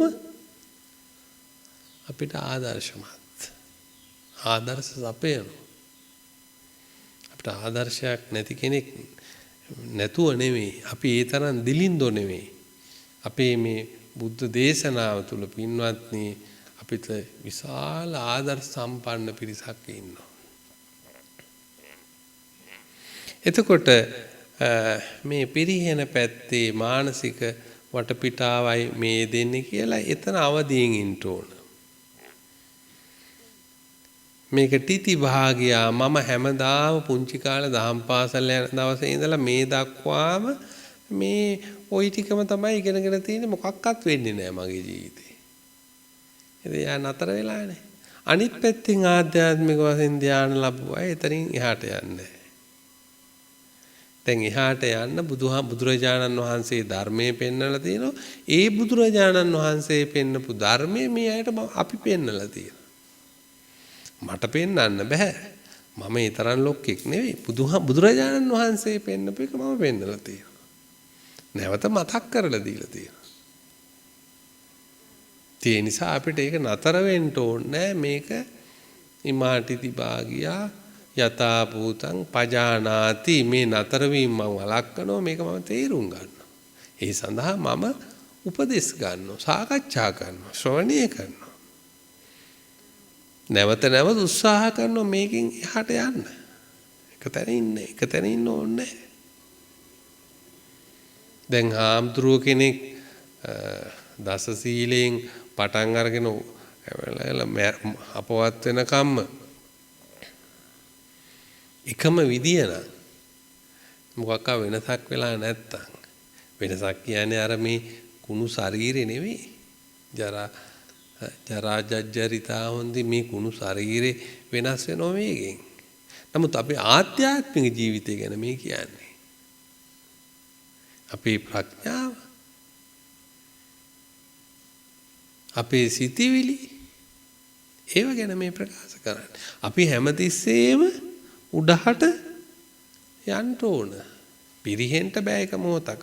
නිසා පුජ්‍යලයක් නිසා හෝ දෙයක් නිසා හෝ සිදුවීමක් නිසා හෝ අපි නතර වීමක් හෝ ආපසු බැසීමක් හෝ කරනවා නම් එයා අනුවන ශ්‍රාවකයෙක් හැටියට බුදුරජාණන් වහන්සේ දේශනා කරනවා. නතර වෙන්නත් බෑ, ආපිට බහින්නත් බෑ. එයා ඉස්සරහටම යන්න ඕන. කවුරු ඉදිරියෙත්? මහරජුරු ඉදිරියෙත් එහෙමයි. අර අහිංසකයා ඉදිරියෙත් එහෙමයි. වෙනසක් නැහැ. ඒක තමයි යථාභූත තත්වයේ කියලා බුදුරජාණන් වහන්සේ පෙන්නන්නේ. මේ ලෝකේ ප්‍රඥප්ති ලෝකයක්නේ අපි දේශනා කරලා තියෙනවා. අපි හරි ගස්සගත්ත එක එක ප්‍රඥප්ති වල පිහිටලා ඉඳගෙන සම්මතයෙන් ඇති කරගත්ත දේවල් වල ඉඳගෙන අපි ඒවට අපේ ජීවිතේ රූකඩේ වගේ අර නූල් වලින් අදන රූකඩේ වගේ අර ප්‍රඥප්ති තාලෙට අපේ අත නටවනෝ, කට නටවනෝ, ඉන්ද්‍රිය නටවනෝ, මනස නටවනෝ. නමුත් මේ ප්‍රඥප්ති කියන්නේ මොකද්ද? එක්තරා පිරිසක් විසින් බිලි කරගෙන මේ එදිනදා වැඩ කරගෙන යන. නමුත් යථාර්ථය ඒක නෙවෙයි. අපි හැමෝම ඇටමස්ලේ නහර වලින් ඇදිච්ච කැඩිලා බෙදලා යන ශරීර වලින් යුක්ත පිරිසක්. එතකොට ඒ යථාර්ථයත් එක්කයි මේ ගැඹුරු දහම තියෙන්නේ. ප්‍රඥප්තිය එක නෙවෙයි. ප්‍රඥප්තිය එක ගමන් කරන්න බෑ. ඒක නිකන් එදිනෙදා වැඩ කරගන්න තියෙන්නේ. අර කොස්ස ඉදලා වගේ, වළඳ පිඟාන වගේ, හිරමනේ වගේ. ඒවා එදිනෙදා ඒවා මෙවලමක් විතරයි එක්තරා විදියක. නමුත් යථාර්ථයේ ඊට ඔබෙන් තියෙනවා. ඒ යථාර්ථයත් එක්ක සම්බන්ධ වෙන තැනයි අපි අවබෝධ කරගන්න ඕන. අන්න එතෙන්ට යන කෙනෙකුට දානේ, ප්‍රිය වචනේ, අර්ථචර්යාව මොකද්ද කියලා තේරුම් ගන්න. ඊට වඩා මට ගැඹුරු කරන්න බෑ. මේ අයට හුඟක් හිතන්ට ඒ කාරණා තියෙනවා. එතකොට අනිත් පැත්තෙන් මෙන්න දැන් මම නතර වෙලා ඉන්න කෙනෙකුත් නෙවෙයි, ආපසු බහින කෙනෙකුත් නෙවෙයි, මම ඉදිරියට යන කෙනෙක්. නිබ්බේ විශේෂ භාගියා. එයා ගමන් කරනවා. ගමන් කරනකොට කළු කොටස අඩු වෙනවා, ආලෝකමත් කොටස වැඩි වෙනවා. අර පිරිහෙන එක්කෙනාගේ ආලෝකය අඩු වීගෙන යනවා, කළු කොටස වැඩි වීගෙන යනවා, වැහිගෙන යනවා. ඉතින් වැහිගෙන ගිහිල්ලා තවත් දුර්ගතිය වල වැටිලා තව දුරටත් වැහිලා මේකෙන් ගොඩ එන්න බැරි දැනකටම පත් වෙනවා. ඉතින් අපි එහෙම වෙන්න ඕනේ. ඒ නිසා තමයි අර අවදිය හැමතිස්සෙම තියෙන්න ඕනේ කිව්වේ. මෙන්න මේ මානසික ක්‍රියාවලිය. ඒක තමයි භාවනාව තුළදී සිද්ධ වෙන්නේ. ඒ අවදි මානසික తত্ত্বය. ඒක හැම මොහොතකම අතහරින්න එපා. පොතක් කියවුවත්, දරුවෙක් එක්ක කටයුතු කළත්, සමාජයක කටයුතු කළත්, දන් දුන්නත්, සිල් සමාදන් වුණත්, බණ ඇහුවත්, අපේ පුජ්‍යලික ජීවිතේ කටයුතු කරගෙන ගියත්. ඒ නිසා තමයි සතිපට්ඨාන සූත්‍රයේ ශරීර කෘත්‍ය කරන අවස්ථාවේදී පවා ඒක අමතක කරන්න එපා කියලා කිව්වේ. බුදුහාමුදුරුවෝ අමතක කරන්නේ කියපු කිසි තැනක් නැහැ. එක තැනකට ඇඟිල්ල තියන්න බැරි වෙන හැම තැනක්ම වහලා තියෙන්නේ. එක තැනකවත් අමතක කරන්න එපා කියලා කියනවා. මහා විස්මිත ඉගැන්වීමක්. අන්න එහෙම එක්කෙනාට නිබ්බේධි භාගියා සම්පූර්ණම අවදි වෙලා පිරිණිවීම ළඟා කරනවා. එයා සාක්ෂාත් කරගන්නවා. ඒ ආලෝකය ලබා ගන්න එක්කෙනා, නිවීම සැනසීම ලබා ගන්න එක්කෙනා, එයා තමයි ලෝකේ හොඳ මල්පේච්ඡතාවයෙන් යුක්ත තැනැත්තා. එයා නිකන් වාචාලෙක්ව කියවන කෙනෙක් නෙවෙයි. අත්තවක ආලෝක උපාසකතුමා ඇහුවේ සුදු වස්ත්‍ර ඇඳගත්ත කවුරු හරි හිටියද මේක කියනකොට බුදුහාමුදුරුවෝ. ඉතින් ඒ වචනෙන් අර ඥානවන්ත භික්ෂුන් වහන්සේ ගත්තා. දෙපැත්තටම මේ වචනේ කිව්වේ. ඒ බුදුහාමුදුරුවෝ ප්‍රකාශ කරක ඇත්ත. මම ආයි කියන්න ඕනේ. මට දැනගන්න ඕන සුදු වස්ත්‍ර ඇඳගත්ත කෙනෙක් එතන හිටියේද කියන එක විතරයි. මාන කොච්චර කෙටි විදියට මේ ධර්ම වාද ඒ භික්ෂුන් උපාසකයන් අතර බුදුරජාණන් වහන්සේ බොහොම කෙටියෙන් ඇයි කෙටියෙන් ඊතා කෙටියෙන් කියන දේ හරි ඊතා මිහිරි විදියට තේරෙනෝ. මොකද ඒ අය සියලු දෙනා අවදියෙන් ඉන්නේ. අවදිය නැති එක්කෙනාට මොන විදියෙන් කිව්වත් තේරෙන්නේ නැහැ මේක. තේරුම් ගන්න බෑ. අවදියෙන් ඉන්න එක්කෙනාට මේක ටිකක් කියනකොට මෙයා තේරුම් ගන්නවා. එතකොට පින්වත්නි මේ සූත්‍රයේ අංගුත්තර නිකායේ තියෙන පරිනිබ්බාන හේතු කියන සූත්‍රයේ නියෝජ්‍ය ආරිපුත්ත මහරහතන් වහන්සේත් ධර්ම භාණ්ඩාගාරික ආනන්ද උත්තමයන් වහන්සේත් සාකච්ඡා කළේ. එතකොට අපි ඥානවන්ත ශ්‍රාවක පිරිසක් හැටියට අපිට යම් කිසියම් අවධියක් තියෙනවා මේව පිළිබඳ දැන්. ඒක ඉතින් වාසනාවක් නේ. ඒක වාසනාවක් නෙවෙයිද? ඒක ලොකු විශාල වාසනාවක්. ඉතින් මේ කෝටි ගාණක් ඉන්න මේ පොළොවේ ඉන්න සත්වයන්ට මේ වාසනාව ලැබෙන්නේ කී දෙනාද? බොහෝ පුංචි දෙනාට, පොඩි දෙනාටයි. අඩු ගානේ ඕක කොහොම දෙයක් තියෙනවයි කියලා වත් තේරුම් ගන්නට පුළුවන් මානසික පරිසරයක් ගොඩනගා ගන්නට පුළුවන් තත්ත්වයක් ඇති පිරිසක් ඉන්නවා. ඊටාම සුළු පිරිසක්. ඒ පිරිස වාසනාවන්තයි. ඒ පිරිස අනායාසයෙන් මේ ආයාසයෙන් කිසිම දෙයක් කරන්නේ අනායාසයෙන් මේව හැම දෙයක්ම කරන්නේ. ඇයි ඒ ඇත්තන්ගේ ගමන පැහැදිලි, වැඩපිළිවෙල පැහැදිලි, ඉන්ට ඕන තැන පැහැදිලි නිසා මේකක් බර නෙවෙයි, බරක් නැහැ. බොහෝම නිදහස්ව ශාන්ත මනසින් යුක්තව ඒ අය මේ ක්‍රියාවලයේදීලා වාසය කරනවා සැනසෙල්ලෙන්. ඉතින් ලෝකේ මොන දේ තිබුණත් ඒක ඒගොල්ලන්ට ගැටලුවක් වෙන්නේ නැහැ.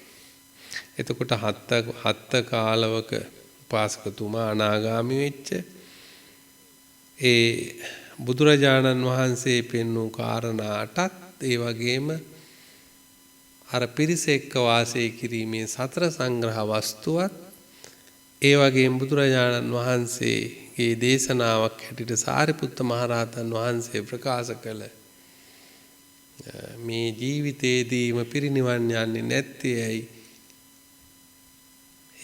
මේ තේරුම් ගන්නේ නැහැ මේ හතරම කියලා දේශනා කරපු දේශනාවත්. ඔන්න ඔය ටිකනේ මම දේශනා කරේ. ඉතින් වචන අද හුඟක් සරලයි, ගැඹුරු වචන ප්‍රකාශ කරේ නැහැ. හුඟක් හිතන්න දේවල් තියෙනවා. තේරුම් ගන්නට අපි මහාන වුණත්, මේ අතු ගිහි වුණත්, ස්ත්‍රී වුණත්, පුරුෂ වුණත් ඒ ඔක්කොම ප්‍රඥාප්ති ලෝකෙට වැටෙන දේවල්. ආධ්‍යාත්මික தත්ත්වය ඊට වඩා සුවිශේෂ එකක්. අපේ මේ ධර්ම ප්‍රාතිහාරය ඒ ආධ්‍යාත්මික ජීවිතයත් එක්කයි බැඳලා තියෙන්නේ. වෙන ස්ත්‍රී රූපේ එක්ක හෝ සිවුර එක්ක හෝ පිරිමියෙක් එක්ක හෝ එහෙම එකක් නෙවෙයි මෙතන තියෙන්නේ. ඊට වඩා සියුම් තැනකින් අපි සියලු දෙනාම අවදි වෙන්න ඕන. අවදි වෙලා අපේ භාවනාව දියුණු කර ගන්න ඕන. ඉතින් භාවනාව දියුණු කර ගැනීමෙන් තව තවත් මේවා ප්‍රකට කර ගන්න පුළුවන්. ධර්ම ශ්‍රවණයෙන් මේවා තව තවත් දියුණු කර ගන්න පුළුවන්. එතකොට ඒ සියල්ලක්ම සකස් කර ගැනීමෙන් අපේ ජීවිතේ ඊටා ඉක්මනින්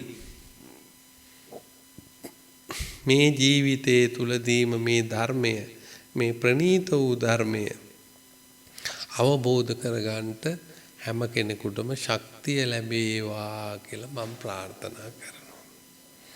ඉතින් අද දවසේ මේ ලබාගත් පුණ්‍ය ශක්තිය, මේ පිරිසිදු සිටි වලින් හටගත් පුණ්‍ය ශක්තිය මේ ස්ථානයට අධිග්‍රහිත ලෝසසුන් රකින්න සීලොම දිව්‍ය රාජ සමූහයා විසින් අනුමෝදන් වෙත්වා. උන්වහන්සේලාගේ දේවාශ්චර්යමත් දියුණු කරගෙන මේ පුණ්‍යවන්ත භූමියත් ආසනයත් බොහෝ කාලයක් ආරක්ෂා කර දෙත්වා. දිව්‍යෝද ප්‍රාර්ථනීය බෝධියෙන් නිවන් අවබෝධ කරගනිත්වා කියලා සාදු කියන්ට. ඒ වගේම සියලු දෙනාටම බුද්ධ ආදී රත්නත්‍රය ආශිර්වාදයෙන්ුත් මේ පුණ්‍ය ශක්තිය බලෙනු නිදුක් නිරෝගී සම්පන්නිය චිර ජීවනයේ දීර්ඝායු සම්පන්නිය සැලසේවා. සියලු දෙනාටම බුදුපසේ බුදුමහරහතුන් වහන්සේ නිවී සැනසී පැමිණවදාළ පරම ශාන්තමා මහ නිවන් සම්පත්තියම අවබෝධ වෙත්වා කියලා සාදු ප්‍රාර්ථනා කරා. ඔහොම වැඳ ගන්න. අභිවාදන සීලිස්ස නිච්ඡං වද්දා පචායිනෝ චත්තාරෝ ධම්මා වඩ්ඩන්ති ආයුවන්නෝ සුඛං බලං ආයුරාෝග්‍ය සම්පatti සග්ග සම්පatti මේවච අතෝ නිබ්බාන සම්පatti ඉමිනාතේ සමෙච්ඡතු.